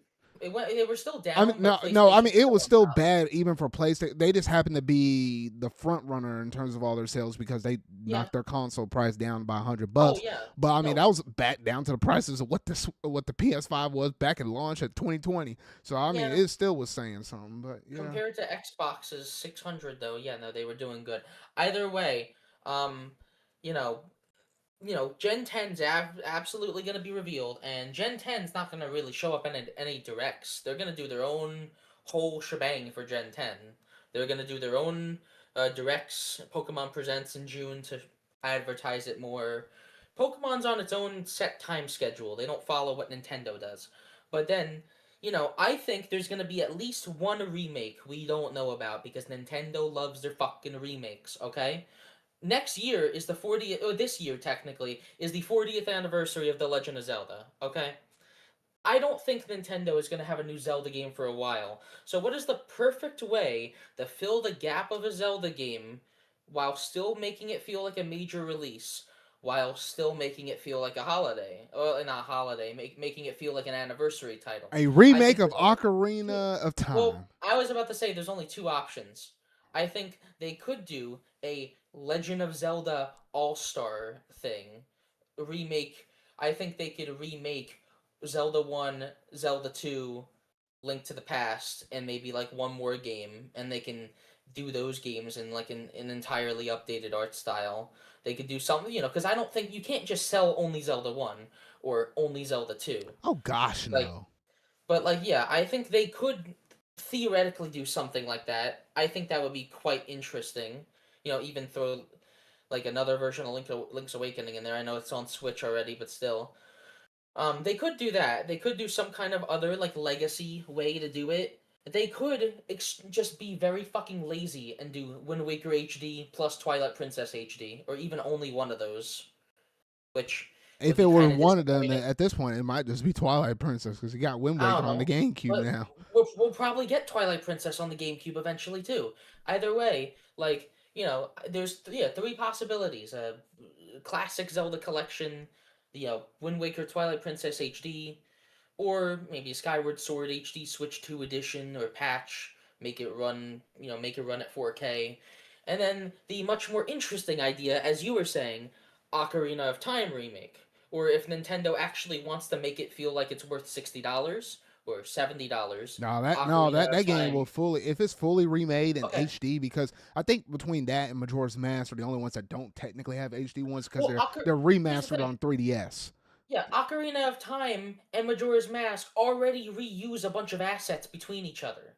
So, like, yeah, do Ocarina of Time plus Majora's Mask remake. Do it. Okay? Because, yeah, technically Nintendo has been doing a lot of 3DS remasters, but that's the fucking cheapest thing you could possibly do with their. Like, Zelda has definitely become Nintendo's number two series after Breath of the Wild. Like Mario's still up there, but like I'd say Zelda brought its way back up to number two, where like Pokemon was for a while. Yeah, I Well, mean not Pokemon. Pokemon is still Or technically like yeah, it's but like like the cousin to Mario. yeah, Like but it like stands on its I own pillar, but it still does really well. But if you're just yeah, only looking at Nintendo, yeah, Zelda worked its way back in the number two. and like honestly, I would like an Ocarina of Time remake. I think they could make it look really fucking nice. And Nintendo obviously loves doing their whole nostalgia thing, but like I think Ocarina of Time still relatively holds up pretty well in terms of the design department, but it's a like 24 FPS game. I want a better way to play that in like 60 FPS officially. Like obviously you have the PC port and the PC port's great by the way, but still there's just it feels like too big of an opportunity, and it probably wouldn't take too many resources depending on who they have working on it. I don't know, because the people that made Echoes of Wisdom, they're obviously hard at work on the next 2D game. Makes sense. Then the people that made Breath of the Wild are gonna be busy for a while, so like I don't know. You can get some other studio to make this. Nintendo's got studios; they could find somebody. Mm-hmm. I think something Zelda's gonna happen because, like, obviously we just had all that Mario stuff happen last year, leading into this year. I think some Zelda stuff will happen, and maybe if we don't get a new game, they'll at least announce the next Zelda game. Because they announced Breath of the Wild how many years in advance? They'll just announce, "Hey, next Zelda game's coming. Here's a small little snippet of it." Maybe just show, "Oh, it's not in Hyrule anymore." That would be enough to get me excited, honestly. Yeah. And then, besides that, like, let's just say best case scenario, Zard. Rhythm Heaven releases in the summer, Tomodachi Life releases in June, Fire Emblem releases in like July or August, and then Pokemon releases in November. You have an extremely suspicious gap in September and October just sitting there. Okay? Let's just say September is this remake I'm talking about. Could be a remake of anything, could be a Zelda title. October is gonna be 3D Mario. I think it's fucking happening. Okay, I really want it. I'm gonna say this is the crackpot theory. I really want 3D Mario because come on, all of these games have already been revealed. In this And next I will direct, say what? this, Steven. We got a packed Yeah. show. And I'm like, if you want to talk about Mario Tennis Okay. Fever in its No, full length, real you're gonna have quick. to wrap it Okay. up. Okay. I promise you, real quick. I'm just gonna mention this. The next direct is gonna be super fucking boring if they don't reveal anything interesting, because it's just gonna be another follow up on Tomodachi Life, another follow up on Fire Emblem, another follow up on this, maybe a remake. You know what I mean? Like we already have up until July announced, so it's kind of fucking boring. You need to announce a big game that's coming at the end of the year and Oh, have that that'll be the probably main thing be you in the show. February show. Have have 3D Mario end the February show coming in October. That way you have a game for the rest of the year that people can fucking talk about and speculate about. Have June be the place where you reveal the big gimmick or get that game on the show floor, get people playing it at events. And then obviously have it released in October. I think it's perfect. I think it works. We'll see what they do. We'll see what Nintendo decides to do, obviously. But like, I just think that's the perfect idea. Maybe 3D Mario's not ready.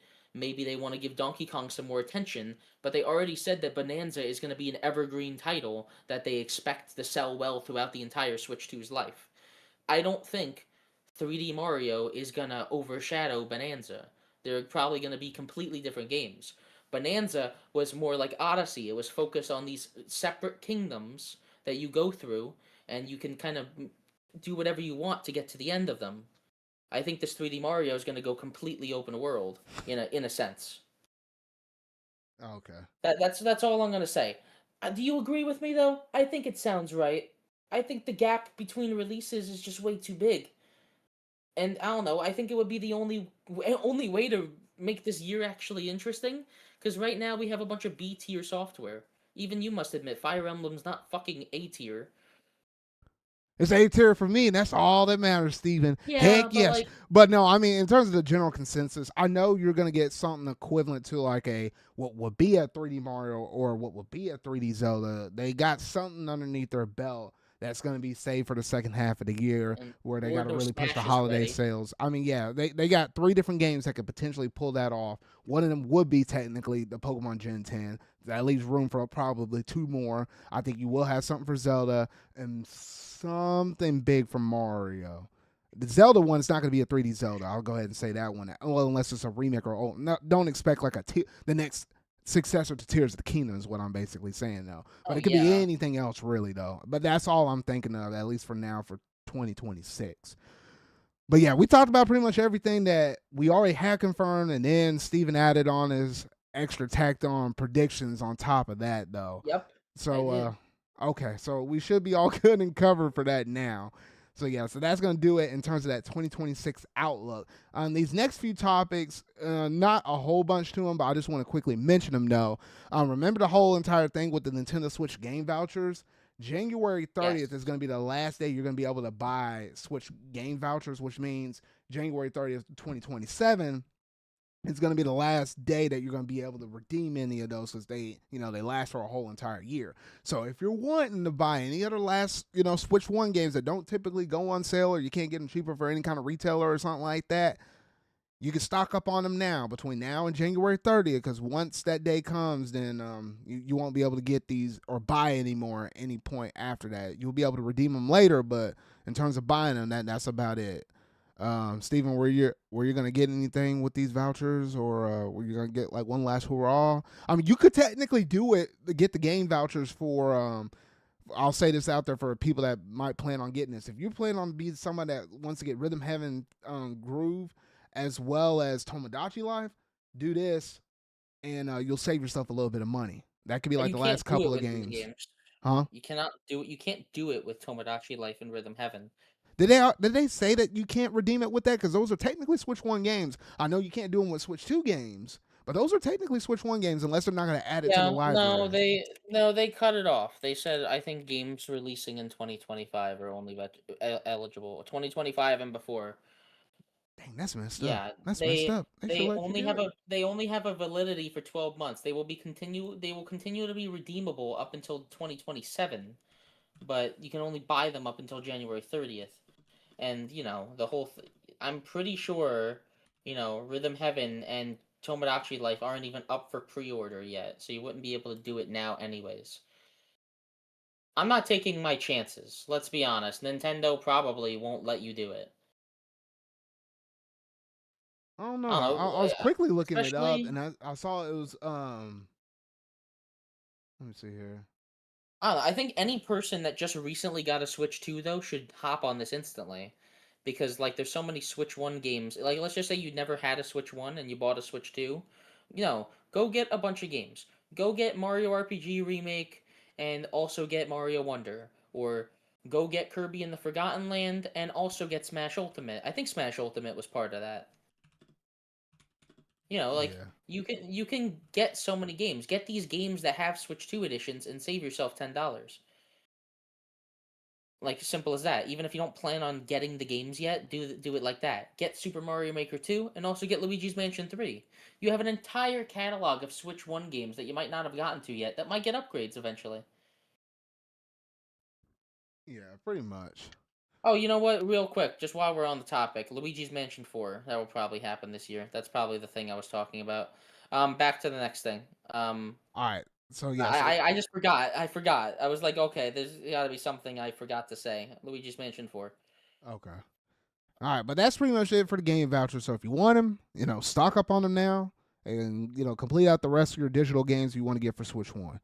All right, next thing, we had the announcement of some purple and green Joycons for the Switch 2 that were just newly unveiled. So we now got some other colors besides the classic red and blue that came with every Switch 2 that's been out on the market since.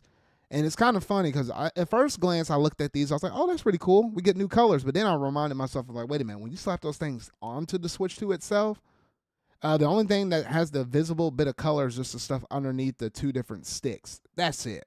Unless you pull them apart and you're actually playing them, individually like that. Yeah, you don't get to see a lot of color up on these things though. And then insult to injury, when you look in the inside of your Switch 2, they got the blue and red stickers already on the inside of it. So it's like, oh, you can't even that kind of already contrasts with the system a little bit. So I was like, huh. So a lot of people been kind of talking about, oh, this is kind of boring and stuff like that. I think the only reason why they probably have it coded where it's mostly black is they don't want to confuse people that were going around and buying, Switch 1 Joy-Cons and thinking, oh, well, maybe these Switch 2 Joy-Cons will also work with Joy-Con 1s. Because at first glance, without actually seeing like the actual size of them, it seems like something that Well, that's their somebody that's fault. not like somebody that's in tune with gaming and stuff, it seems like something that somebody could actually accidentally make that mistake on. Because I seen like mock-ups and stuff. I think D-Brand did it to where it was like, imagine the whole Joy-Con with the black instead of that. It's actually the full color one. And I looked at that at first glance without like looking at the C button or anything. I was like, oh, that looks like a Switch 1 Joy-Con. Like I just thought about it. I was like, I could see why people could make that Well, mistake. the And I think box Nintendo's says Switch Switch 2 might 2. be kind of limited like that with colorways. I'm just saying. Well, it's stupid, is what it is. Like, are we just not gonna get any special editions We ever? might get Like, special edition ones where it's like, imagine it's like a hybrid, like two-tone color, like the Switch Joy-Cons that we got for the Splatoon 3 edition. Like if it has some but graffiti arc on there and it has like a gradient color and stuff like that, okay, enough stuff to now, where you can kind of tell the difference. But like in terms of basic old colors, like what we have with the neon red, blue, the green, standard purple, all of those colors, I'm fully expecting it to probably be like this for the whole console generation. counterpoint, Zard. Just fucking color the buttons. We can't have that much fun up in here, Steven. Oh my We got god. to keep this looking futuristic and, something that looks kind of sleek and cool to, some of the people, not as kiddie-ish that we had with the Switch 1. I don't know. Somebody at Nintendo's probably thinking that because why else would Okay, we get but these why color even? waves coming out like Okay, this? well, why even make color waves then? Because like what? I think the Money. only yeah, but the only possible reason that you would, even make it, like, the only possible reason that you would even do it is just to play four player. If you have four people all using Joy-Cons, let's just say each of them has a different colored Joy-Con, just for confusion's sake. Like, fine. But like, I don't know, man. I just don't think it's necessary. And obviously Joy-Cons, like a pair of Joy-Cons is $100 fucking dollars. I'm not gonna buy that. Yeah, so I don't know. It's overpriced for the very little color that you're gonna constantly see up on the system. Though, I mean, if for some reason if I ever needed to have a second pair of Joy-Cons, because I only have just the original pair, yeah, I wouldn't go around and picking up another standard red and blue. I probably would pick up like a different color like that. Oh, man, I wish there was like a complete set of the green. The green does look cool. I ain't gonna lie though, um. But yeah, I probably would get different colors if I needed to get additional sets of Joy Cons if a certain game required it, like an ARMS equivalent or something like that. But yeah, outside of that, that's all. That's all that we got on the confirmation of some additional hardware coming up here fairly soon. We also managed to get a new drop for NSO for GameCube. Shadow drop out of nowhere.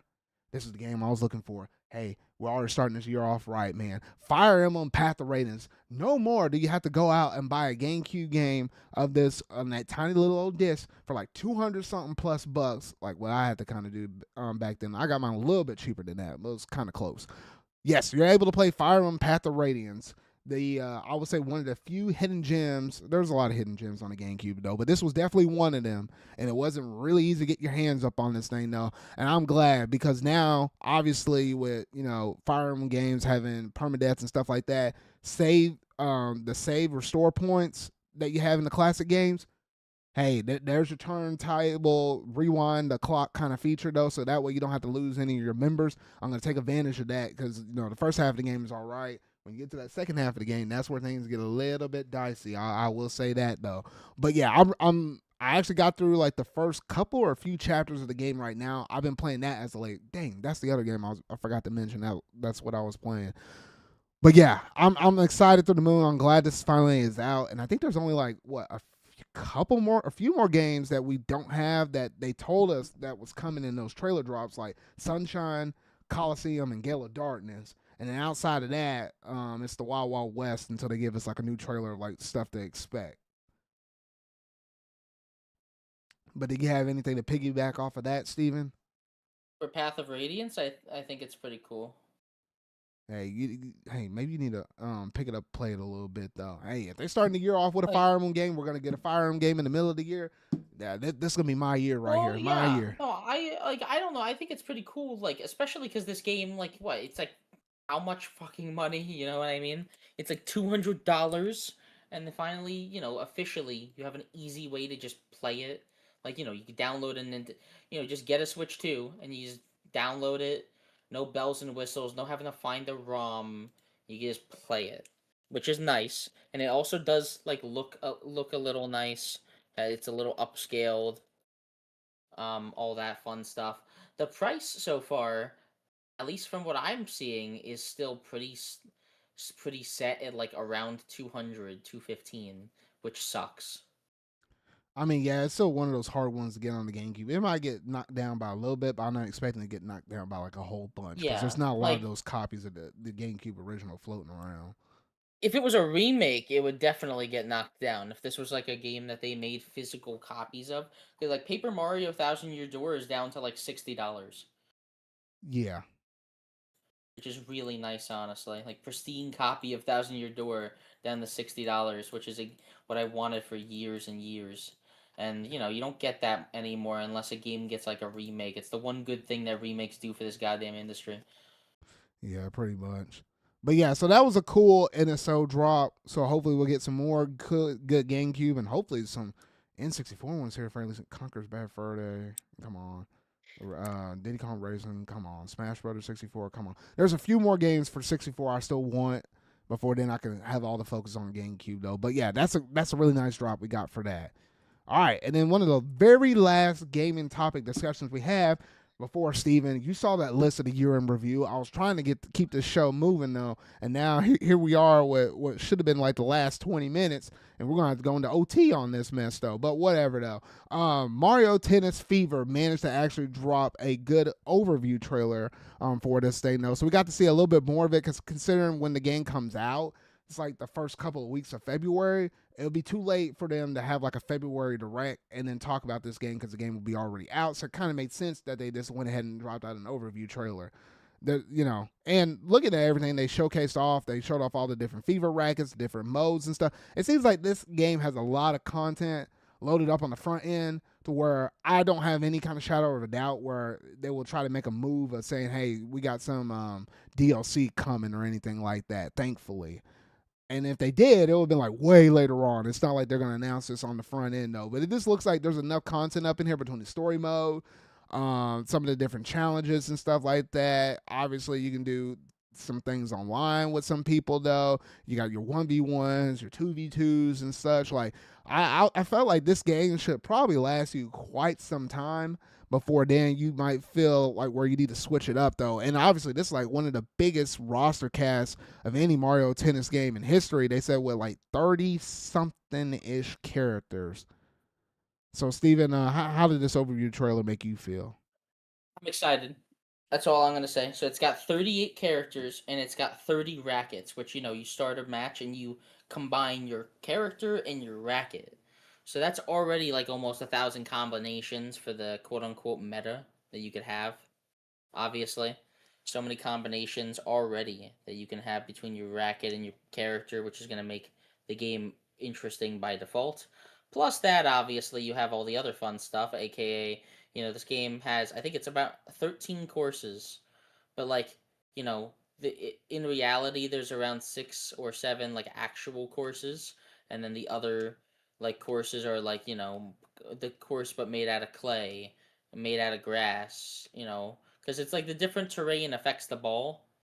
Yeah, how hard it's gonna bounce or how fast it can go. Yeah, like Yeah, or also sand. affect like how fast or slow your characters are gonna move while running around on the court as well. So yeah, like different variants, but then you also it's got a very similar amount of stages, the tennis aces, but like these ones actually look unique. Like you got one based off of Wonder, the Flower Kingdom. You got one based off of Waluigi Pinball. You got a Forest one, which is kind of generic, but whatever. You got an airship, and there's another one I'm forgetting. The factory. There's the Racket Factory, which all of these courses also seem to have hazards and fun little gimmicks. And like you have like different special matches. Like there's the Wonder one where you like collect Wonder Seeds, I guess, to win, and that's like its own special mode. But I think you can just play the course without hazards if you want. There's the Racket Factory where it drops rackets on the course and you just constantly switch your power ups. Which, by the way, these rackets are, in my opinion, an amazing way to actually make these games wacky again. Got Mario enemies that can pop up on the field, mess with you. It's kind of like when we played Strikers. It was really cool to have like items mixed in with the whole soccer shenanigans. Like, it actually makes it feel like a chaotic Mario sports game and not just regular fucking tennis. Because regular tennis can get a little boring. Aces only got away with it because Aces has the best gameplay in the entire series. No, yeah, and I feel like the Fever Rackets, I'm gonna like it. Just casually playing around with it, just kind of seeing it. But every now and then, some of these rackets they might get busted. Somebody's gonna figure out like what's the best combination with a racket with a certain Oh yeah, specific definitely. character. So I mean, it's good to be able to have modes where it's like, hey, you can just turn off the Fever Rackets and you can just go back to traditional tennis. But obviously, just upgrade it with all the different characters and the different courts and all of that. So Well, you can that's just the kind of thing. throw it back to a little bit of an old school kind of flair or Well, that's whatever, the though. But thing. still have like, This hazards and stuff that's new to the thing. And, because hazards with a fever racket, oh gosh, that sounds like a crazy time. It looks like this game is actually going to be a fully featured game for once, though, which is what I'm happy about. It's going to be a fully featured, everything's there Mario Tennis game from the start. Hopefully, $70 is kind of fucking stupid, but like I gotta get used to it at this point. Like whatever, like as much as I hate it, $70 standard. I'm probably gonna buy this game anyways, but it sucks that Nintendo has to do this. I guess I Mm-hmm. don't know. Yeah, pretty much. Either way, I'm gonna get the game. Obviously, I don't know if I'm gonna get it physical or digital yet. I know I've been getting physical a lot, but like this is a game that like I might turn on once in a while. Just turn it on, play a bit, turn it off. So maybe I'll get it digital. I gotta see. Okay. It's got a ton of content though. It's gonna have game share, so anyone that's not getting it, I can share it with them, and if they like it, they can pick it up. Yeah, I do like that because I'll actually be able to play around with it with my brother or my other friend.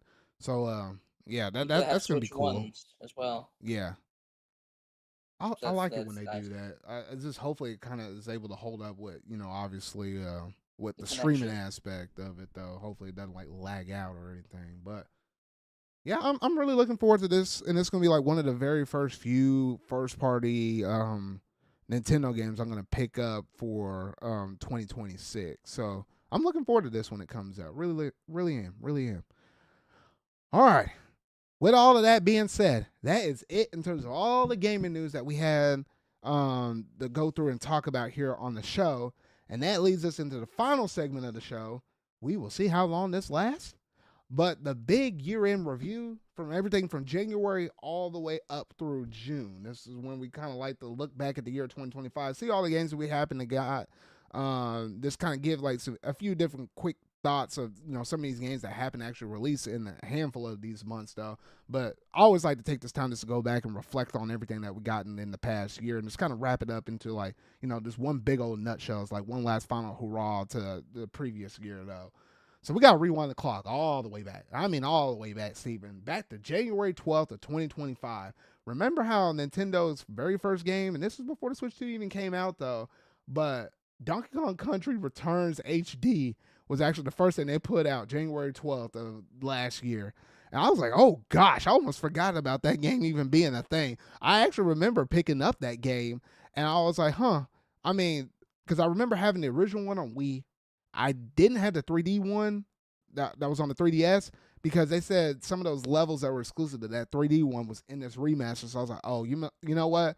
I already have pretty much all the other Donkey Kong Country games on this system. I might as well go ahead and pick it up, though. It wasn't nothing, and something crazy exciting beyond that. I know some people were kind of like, like the quality of the game, like, some of the assets or the stuff that's going on in the backgrounds. They were saying, oh, that might not look as good as like the Wii version, whatever, though, on that, though. But I kind of liked it. I didn't go through and beat the whole game all over again, though, but I think I got like at least halfway through the game or something like that.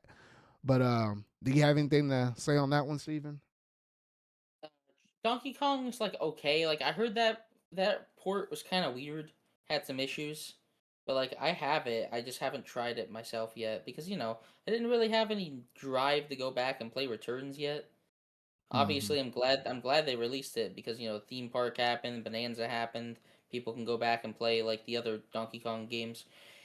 Tropical Freeze Returns and Bonanza are all on the system now, so that's nice. Plus all the classics on, you can play like basically almost all the main Donkey Kong games on Switch except for 64.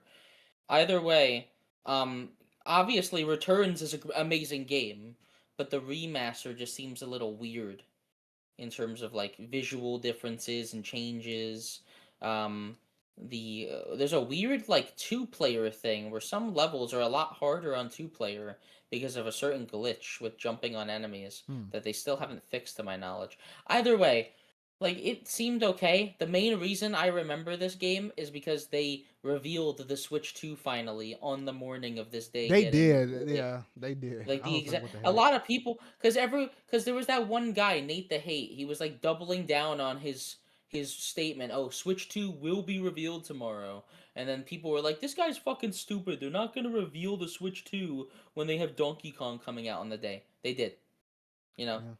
Yeah. Mm. And the Switch 2 getting revealed was real. The Switch 2 really was like the main thing this year for me. Obviously, like it's like the main important thing that I couldn't stop fucking thinking about the thing until it finally we got that direct. Which Switch 2 interesting reveal. Okay, that's like the main event of January. We got the reveal of Mario Kart, which was like what everyone expected.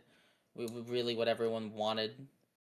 Got the reveal that it will be backwards compatible with Switch 1 games, which was kind of a given, but it was nice to just see it. And then we got the announcement of that direct, which gave us a ticking clock. Mm-hmm. Yeah. It was honestly a really fun time to speculate, especially seeing the system little by little got leaked. Yeah. So that's pretty much all that we got on January 12th. A couple weeks later, January 23rd, we had Ninja Gaiden 2 Black. That was shadow dropped on that day. I think that might have been the day that the Xbox Developer Direct thing happened. But yeah, Ninja Gaiden 2 Black dropped. I remember picking that one up on day one. Got through a good chunk of the game though. Game still challenging. It looks really nice and really clean. At some point I might need to get back around that. Trying to finish out the rest of that game though.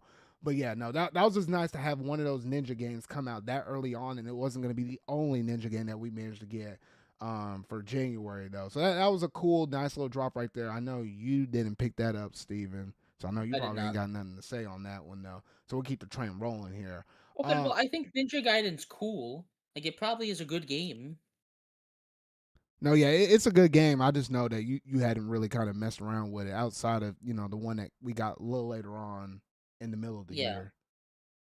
All right. So yeah, so that's most of the notable stuff I had out for January.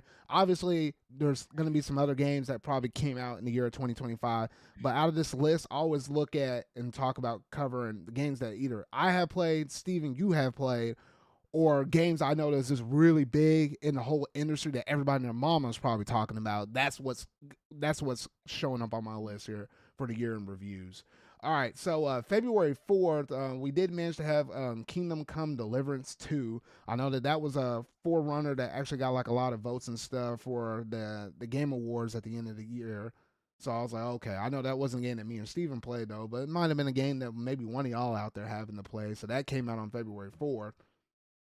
And then February 28th, gosh, that's how I know it's been a year when I almost forgot about this one. Monster Hunter Wilds came out on that day. And I know our good buddies over there, Alexis and Santa Q, I know they're the resident Monster Hunter people over there in our Discord call and stuff. And I remember them playing it just by a little bit, and they fell off hard up on this thing. And I've seen that with pretty much all of the Yeah, rest of the online reactions Discord were on that. mixed. Hmm. So this game was optimized terribly is the main thing, Zard.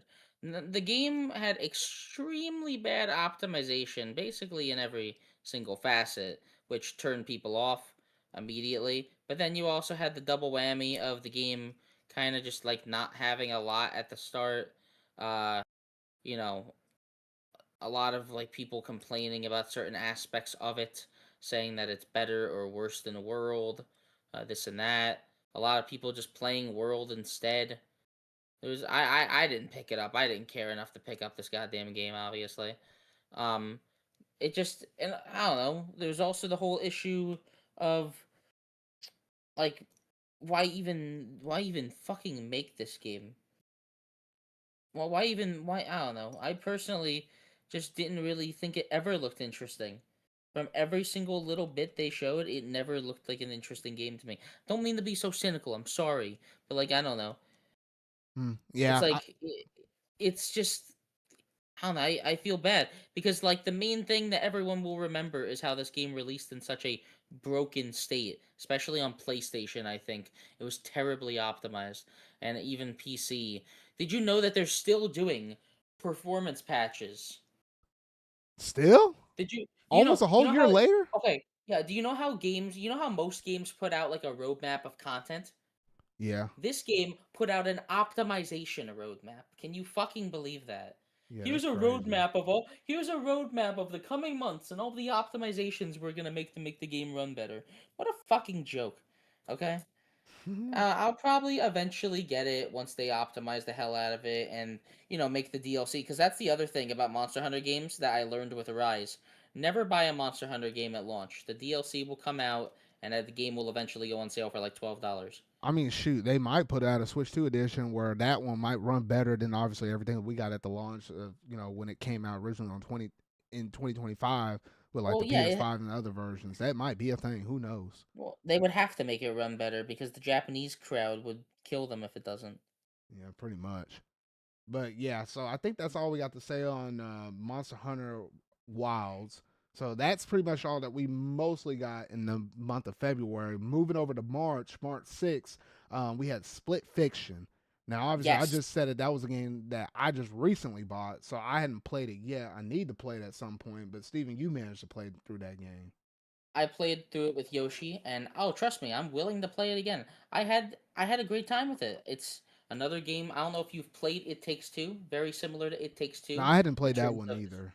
I know I okay, well, need just so to you kind of, know, but it is definitely the pinnacle of a co-op action adventure platformer. The entire game is built around having two people, those two people working together, and a story that is focused around both of the characters. It's the story in the game is a little bit like cheesy at points, but like I had a lot of fun with the game, and it's constantly introducing new ideas. The game itself looks pretty nice, especially now that I have the game on PC. So now finally with my new PC, I'll be able to run it pretty well when we play because it does have crossplay. And the nicest thing about these games is, let's just say theoretically, if you did not have it, I could share it. Only one person has to own the game. Mm-hmm. And it's about like a 10 to 12 hour game. So like for $50, you've got a decent amount of content, I'd say. Especially cuz like, let's just say we can do a run where I play as the one character and then I can do a run years down the line where I play as the other character. Cuz like I said, Zard, each of us will be doing different things. Like I'll be like doing something with a jetpack while you're doing something with a flamethrower. Just a random example. That's not actually in the game. But like we'll both be doing different things, working towards the same objective. So there's a lot of like replay value where each character gets to do something that feels meaningful, and there's a lot of fun moments where that gets kind of turned on its head. You'll Okay. see what I mean when we play the game. Um, I'm definitely up to do that within like the next couple weeks. Okay. Yeah, that'll be fun. I got dibs on the girl that looks like she's in the future side, not the past tense I wouldn't say medieval, but the Shrekish vibe or whatever you want to call it that look like that. Not that girl. The girl that looks futuristic. That's the one I want to play as though. Damn it! I think that's the one I didn't play as last time. Oh well. But yeah, so that's all we got to say on Split Fiction. March 20th had that controversial game come out, Assassin's Creed Shadows. I was like, brother, I was about to say, I didn't really hear much of any good things on that. Shoot, even whenever it came out to its future releases later on, when the Switch 2 finally came out and they had that version running on that, though. I mean, Just between all the recently. controversy with that, the way how it got delayed into the next year, though, I mean, a lot of people that wasn't like the game that they're kind of really looking forward to with Assassin's Creed, or the thing that they kind of wanted to expect out of the series. But it certainly was a thing. That's honestly all I can say It about it. it certainly is a game that released in 2025. Ubisoft is still in some hot water, honestly. Like they haven't really been doing anything fucking interesting. Yeah, yeah. That's all I can really say on that. March 20th, we had the one last sole Switch 1 release game from Nintendo before the Switch 2 came out with Xenoblade Chronicles X. Gosh, that feels like an eternity ago when they dropped that game out. I'm still waiting for them to put a Switch 2 edition or a patch or update because I know that 60 FPS mode is up in that thing though. I really only got like maybe an hour or two at most, Steven, in this game. And that's as far as I got. Until they give me that update, I might not go back and mess with this because I feel like that's something coming out on the distant horizon, though. But I can just already kind of tell the game might still be fun. I might still like it, but I can already tell it's probably not going to come anywhere close in terms of like my enjoyment in comparison to Xenoblade Chronicles 1, 2, or even 3. Yeah, no, I didn't really beat it, I'll be honest, but like I did have fun with the game. I totally see why people were calling it like a hidden gem and everything. And I'll say it looks a lot better on Switch than it does on The Wii Wii U, U, especially yeah. with those face models, like especially the main character, Elma, looks so much fucking better. Oh yeah, no, it got Like like yeah, because it's kind of like that comparison, like how Xenoblade Chronicles 1 looked original on the Wii before they did the definitive edition. Kind of same, yeah. similar thing, but yeah. Either way, I'm just glad that Nintendo Switch is the definitive console for all Xenoblade experiences. Now, everything's here, definitive version of everything, mind you. And also, from what I heard about Xenoblade X, they found a way to connect it and tease the next shit. Oh yeah, because there was some new stuff at the ending of the game, and honestly I probably should still look that up. Even if I weren't gonna Probably go back will. and play it, I probably need to do it, just do that alone just to figure out what they were trying to Well, do. But from what I heard, it connects to the ending of Xenoblade 3 DLC. yeah, so I could see that. I can definitely see that. All right. Well, that's pretty much all I had for the month of March. Then we'll look over here to the month of April. A couple of games here worth mentioning. Claire Obscure Expedition 33 dropped on April the 24th. That's still a game I have not picked up, dabbled with, or tried to even really look upon that after it kind of swept a ton of different awards at the Game Awards this year or last year. And I'm like, I don't quite see all the hype for it yet. Maybe I just need to sit down and watch a trailer or something like that. I don't know if I will actually manage to pick up this game or not. Maybe, who knows though. Steven, is this a game you're even remotely gonna probably try at some point in the future? What, Expedition 33? Yeah. It's definitely a game that does exist that I will eventually try. Like, I'll give it a fair shot, and maybe I'll like it. Maybe you'll like it eventually if you ever play it. Like, I've heard that it's a good game, heard it's Persona inspired, Paper Mario inspired, has good music, blah, blah, blah. It just looks so fucking lifeless and boring to me. Yeah, it looks like one of those generic, like, games that you probably would get from any third party where, all the colors, Yeah, it like, seems like it's washed out. Not obviously like a shooter, like I could tell it's not that. I know it's like, it's like its own unique thing yeah, though, but it it just just, kind of seems like the general, like almost every day, like I probably would have skipped over it. Like there wasn't like anything at face value when I was looking at this game where I was like, oh, that actually looks interesting. Like I it wouldn't have just gotten that looks vibe. It just looks like so fucking generic. It looks like the most AI generated game ever. I know it's not. I'm just saying, like, with how it looks, how the characters look, how the color grading looks. It just looks like a game that AI cooked up and was like, hey, this is what human like, right? Maybe I'll change. I feel bad because I feel like I'm trashing people that definitely put their heart and soul into this game. Maybe I'll like it when I try it. I'm just going off of first impressions. I'm definitely admitting I'm a little biased because I was a little pissed just seeing this game clear the Game Awards. Like maybe it deserves it. Probably doesn't though. Mm, yeah. I don't know. I almost Whatever. kind of felt not as angry as you, but I was like, dang, I was like, that's too many rewards or whatever though. But I don't know. It is what it is. Then also on April the 29th, we had Forza Horizon 5 that managed to come out on that day. And I was like, oh, okay. So, if you're an Xbox person, you like yourself some Forza, hey, there you go. You managed to have that last year. Whatever. But that's crazy. We're getting another yeah, we're getting another one this year. What the heck? Okay, yeah, I don't know. I'm looking too much in it though. But yeah, so we had that come out last year as well. In the month of May, a handful of different stuff. This is where the reasons started to really pick up between this and June. May 15. Remember, Steven, when Doom: The Dark Ages came out? And I Yeah. actually picked this one up on PC. Shoot, I still hadn't finished it. I know I need to at some point, but like, gosh, there's so much stuff in my backlog now. It's gonna be hard for me to get back around. I mean, I still need to technically beat 2016.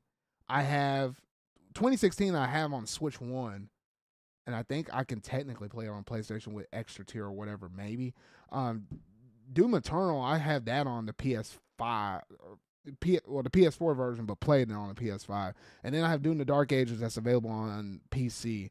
And I need to go through and play all of those though. And I felt like maybe I would have gotten deeper into Doom: The Dark Ages, but I really didn't. But I need to circle back around to it at some point. But Yeah, I thought I beat the game.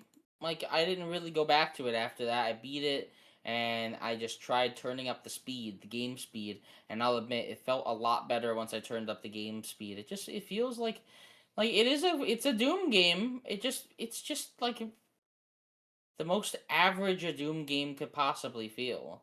Like, it didn't really get me hyped up at all, but it wasn't really broken in any way. But the story also was just kind of weak and didn't really feel all that important.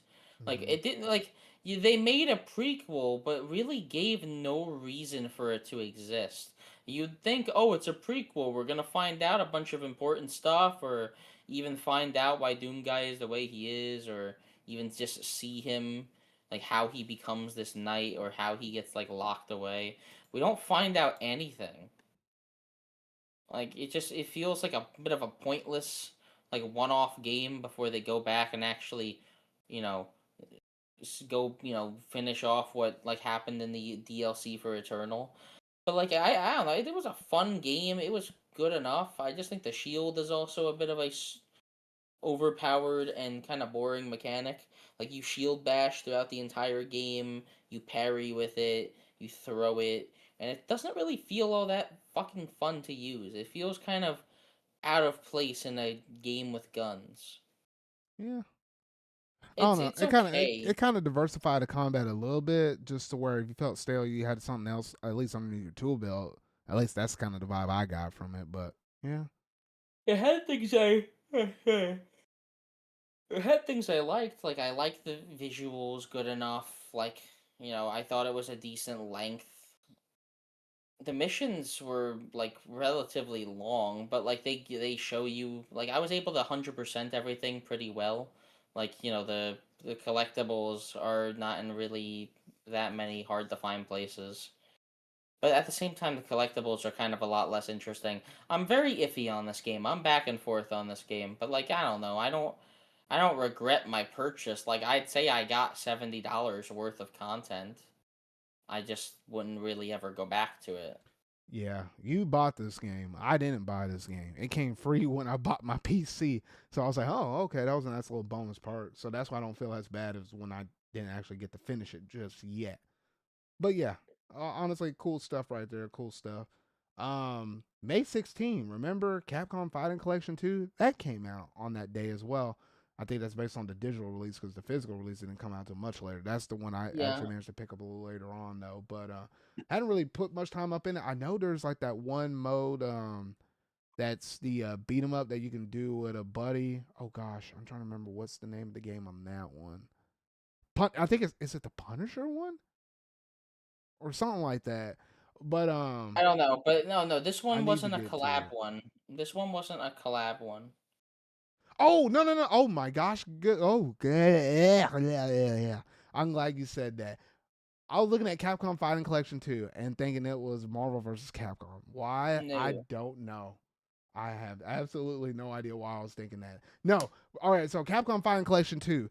Now, this was a game that a lot of people was really looking forward to. I felt like that Capcom always kept putting out these collections for, at a fairly good rate to where now I feel like they managed to hit a lot on their legacy games now between that and then obviously some of the new stuff they've been doing, obviously Street Fighter 6 and stuff like that. They've been able to hit quite a bit of stuff here as of late though. So overall that seemed to be a solid launch for most people that really love fighting games. So yeah. I don't think did you pick that up? No, I did not. Okay. All right. And then May the 21st. I think this is where, because I would say pretty much from January to here, there wasn't a lot for me to go through a lot. I mean, yeah, I had Donkey Kong. Yeah, I had my little bit of Ninja Gaiden 2. Yeah, I had a little bit of Xenoblade Chronicles X. Tiny bit of Doom the Dark Ages. Those were kind of pretty all spread out. Nothing where I sunk a ton of time into any one of those individual releases. Until this day came out, May the 21st. Fantasy Life I, The Girl Who Steals Time. I remember Sonic talking this one up a whole bunch. I started looking at it. I was like, maybe I'll get into it. And I was like, you know what? The game looks kind of cool. I'll get it. I bought it on Switch 1. Eventually did get a Switch 2 edition that I was able to update later on. Like, I think it was like 2 to 3 weeks after the release of when it first came out like this on the Switch 1. You just had to pay like a little not even $5 upgrade fee to upgrade the game or whatever though. Did manage to beat it. I got almost all the way to the tail end. I just need to sit down and play it again, especially now that they got like new stuff added to it and whatnot, though. But this game really caught me off by surprise because I was like, oh, it's literally like the best aspects of like a Legend of Zelda game. A little bit like Builders 2 in terms of like the little town you're able to hold, though.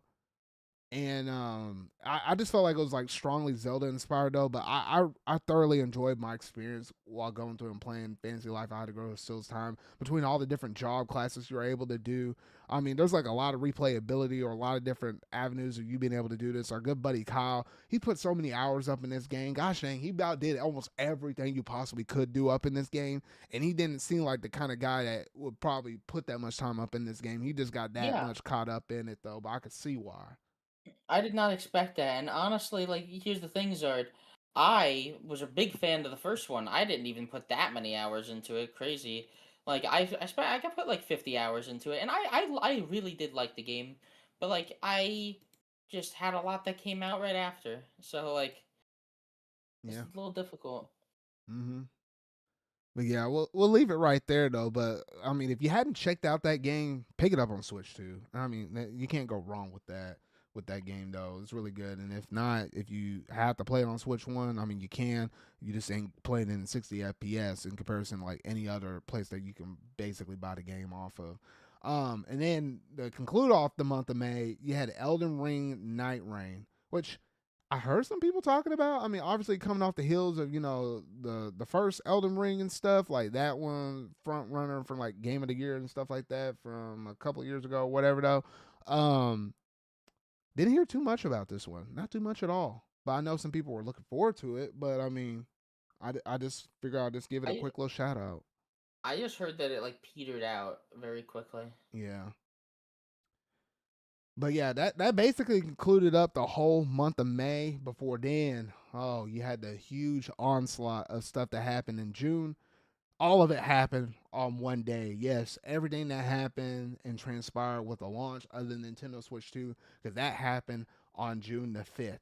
And I have like 6 different things associated with this thing. Like, gosh, or just in general, though. Between first party, third party, hardware, and everything else in between. But just the console launch itself, I remember thinking back to whenever I bought that sucker from my local Best Buy. The lines wrapped around the building and such, and like there was like Oh yeah. somewhere between like 200, 300 people at least at my launch event. And I was ecstatic through the moon. Thankfully, I had off that whole entire day. I'm pretty no wait. I can't remember if I had what day was that on a Thursday I think or you was it did. Wednesday? I No, think no, you no, had no. off Wednesday, technically.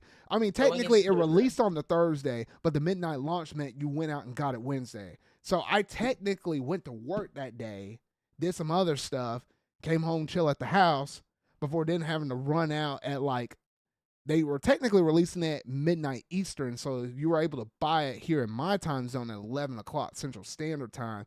So I had to leave around like a little before 10ish. I wanted to get there like almost a whole hour ish early, or I got there like 40 minutes early or something like that though. Did a lot of waiting though, and I really wasn't even able to get my hands on my system until like midnight came around. There's just that many people at my event though, but it was nice. I remember staying all the way up to like 4 o'clock in the Discord call, Stephen, with all y'all, 3 o'clock or 4 o'clock in the Yeah, morning, I just was trying to just playing set up all Mario the Kart. stuff, download all the stuff, and just kind of get through all the settings and stuff. So the next day you were just on and going with just playing all the different games or testing out Switch One games that got improvements and stuff like that. Obviously, our Mario Kart World came out. Talk about that here in a second, but yeah, that was like my memories on the Switch too. Yeah, no, I definitely enjoyed the midnight event. That line was extremely long. I had to wait on. Well, I was at the front of it. I felt bad for the people that were in the back of it, obviously. Either way, like, yeah, no, it was a fun experience, and setting up everything was fun. When I held that thing, it felt so big. But now I can't hold a Switch One anymore. It's too small. It is a little small going back and messing around with it from time to time. I'm like, oh dang, I don't know how I did this. Yeah. Shoot, even if I were to pick up like my brother's Switch Lite, oh gosh, that thing is extremely small. I'm like, oh my gosh. Yeah, like I'm screwed. I can't pick it up without feeling like how small it is. Or the Joy-Cons moving around in the slot also gave me a lot of problems. Yeah. I either way, I like the form factor of the Switch a lot, and I'd say the launch was pretty fun. I picked up Fast Fusion. I also picked up Street Fighter 6, I think. And then I also picked up obviously I regret buying Welcome Tour. I never finished it. But Oh, you Mario never Kart finished World was that? Oh big. gosh. Yeah. And I tried out Breath of the Wild and Tears of the Kingdom real quick. Well, I tried out Breath of the Wild. You tried out Tears of the Kingdom, Yeah, that's and then that's how we covered that, man. we Yeah, were because I was like, playing I wasn't Mario gonna go Kart back and mess World. with Breath of the Wild, but it was And cool playing both of those two games in 60 FPS. I feel jealous for the people that are just only playing those versions of those games as the first time, and not like the original Switch One versions of both of those respective games, though. Because like, dog, that feels buttery smooth. I don't even think I messed with the Zelda notes, Steven. And that was apparently a thing. I hadn't even messed around with that. yeah, Uh. But yeah, so those games were cool and stuff. You talked about Welcome Tour. I didn't buy that game. Um, I felt like that should have been a game that should have been included for free. I know it was only $10, but I digress. Whatever though. And then you said all those third party games. I think the only third party games I picked up was like you got Street Fighter Six. We both picked up Fast Fusion. I need to honestly put more time into that game though. Way later I managed to pick up Oh, Split Fiction, because Split Fiction, that was a launch day title, wasn't it? Split Fiction, yes. Yeah. So I got that way after the fact. Cyberpunk 2077, you managed to get that not at launch, I think a little later, right? Wait, what? Cyberpunk 2077. Yeah, I got it eventually. But Okay. like it's a cool version. Like it runs pretty well. I liked it. Mm-hmm. So yeah, so it was kind of front loaded with a ton of third party games, so it wasn't all that bad though. But then obviously like the big talking point, like the game that everybody was getting either already bundled into their systems, or you have some diehards like me that was like, you know what, I'm gonna pay $450 for the console, and then turn around and pay the $80. Yeah, that's how much Mario Kart World was physically, because I like to have all my Mario Kart games physical. Like I own every single Mario Kart, roughly every Mario Kart game. SNES and Game Boy Advance are the only kind of two with an asterisk on it though. But yeah, I was looking forward to this one. This game is certainly a game. I'll say that much. And at first at launch, I was ecstatic through the moon because I was like, gosh, we've been playing Mario Kart 8 since what year was that when that game came out? 20. It's been over a decade, basically, since we had like the next brand new release of a Mario Kart game. I know, yes, you had 8 Deluxe where it added in some additional battle modes. We got extra DLC late in the Switch One's life cycle for it, though, to kind of extend the longevity of that game, though. But as a fresh new start, it's been a long time. And we finally got it. It's cool doing all of the side trick shots and stuff like that. Where you're able to trick and like ride around, grind on stuff, do extra hops and stuff. I mean, that kind of added a whole extra layer and an extra depth to Mario Kart, where you're kind of going a little past the casual zone, especially with the competitive scene, because there's a lot of crazy stuff you can do in time trials and shortcuts and stuff where you can shave off quite a bit of time. And I tried doing some of that stuff, and some of the stuff I can pull off, some of the stuff not as much. I probably will have to put more time into playing these games though. But like my goodness, like there's a lot of stuff you're able to do. Obviously, this is the game that introduced the whole open world aspect. You're able to move from one course to the other in terms of like the Grand Prix and stuff. You had the big old long knockout tour. So there was a lot of stuff to kind of keep you busy. However, obviously, like most games nowadays, they can't really avoid the online discourse where they're like, you know what? Some people didn't like as you went from one course to the other to the other. They kind of like the three lap traditional courses. I know if you chose random on an online lobby, you were able to pretty much get that all the time until they patched that out. So then that kind of rubbed some people off the wrong way, though. I still like my experience with Mario Kart World. There's just a lot of stuff I like to play. So I kind of shelved it for the time being until, like, what, maybe they'll add some DLC in the future later on down the road, though. But overall, it was a good launch day title. I didn't think I ever would get a Mario Kart game to actually be the launch day title, though. But yeah, no, it was some good stuff. It was I like the game. Obviously, it's a great game, but like it could just be so much more. It just feels a little like on the emptier side. Like hopefully DLC fixes that, but I feel like the game just has a couple fundamental problems, like the intermissions. Like the intermissions, they really tried to make as a big selling point, but the actual courses are so much more fun. Yeah, and some of those intermissions they aren't bad. Like there are some like I'm trying to think. There was like one stretch of land between like Dino Jungle and something else that's kind of close to it, where it all kind of feels like it's naturally part of the course. Like there's some good intermission courses, don't get me wrong, but then there's some other ones where you just kind of feel like you're going on a really long straightaway before you finally get to the next course. So some are better than others. I'll say that much. Whew. But Yeah, outside of that, Steven, was there anything else you want to say on Mario Kart World? I had fun with the game. Rainbow Road was probably one of my favorite experiences in a Mario Kart game. It's a very good Rainbow Road, and the speed runs and time trials for this game have been absolutely fucking insane. I'll give it that. But like, I hope the patches keep fixing this game. Hmm. Okay. Okay. Well, outside of that, that is it for the year in review from everything from January to June. I thought it was going to take us longer to get through this stuff though, but it wasn't entirely too bad. It wasn't entirely too bad. I think we got more games to talk about because I think the second half of 2025 is where it got a little crazier. A lot more of these games that I'm looking at my little list here for the second half of 2025. A lot more that either we played, one of us played, or if not, both of us played. That are a little bit more noteworthy because I always feel like the first half of every gaming year is somewhat pretty light. It's not as heavy. The second half, because you get closer to the holiday season, that's when everybody wants to drop their games out, and it starts to become too much, though. But yeah, so that's it from everything from January through June. We'll pick it up in the next podcast episode in the next couple of weeks or so, where we talk about the second half of the year, everything from July that transpired all the way through the month of December, though. But yeah, that's basically going to do it in terms of my ZardCast podcast episode 116. A little longer because we had to go into OT because Steven liked to, he liked to talk on some things a lot longer than what I actually expected in Yeah, terms I of my do. ETA times. Look, I try to plan this podcast out to where it usually will normally fit in 2 hours. I could have got Darn. it done, but he threw Well, some we could have. audibles up on me. Okay, well, we could have started 10 minutes earlier, or God forbid, we could have not even started at all because you fell asleep right before.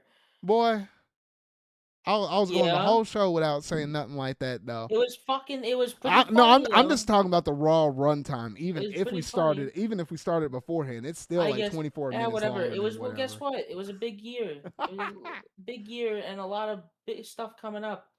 Okay? Alrighty, Steven. Well, let the fine people know where they can find you at. You can find me on Twitter at Steven Jr. 1231 or on a collab channel I do with some friends on YouTube called Spaghetti Disco.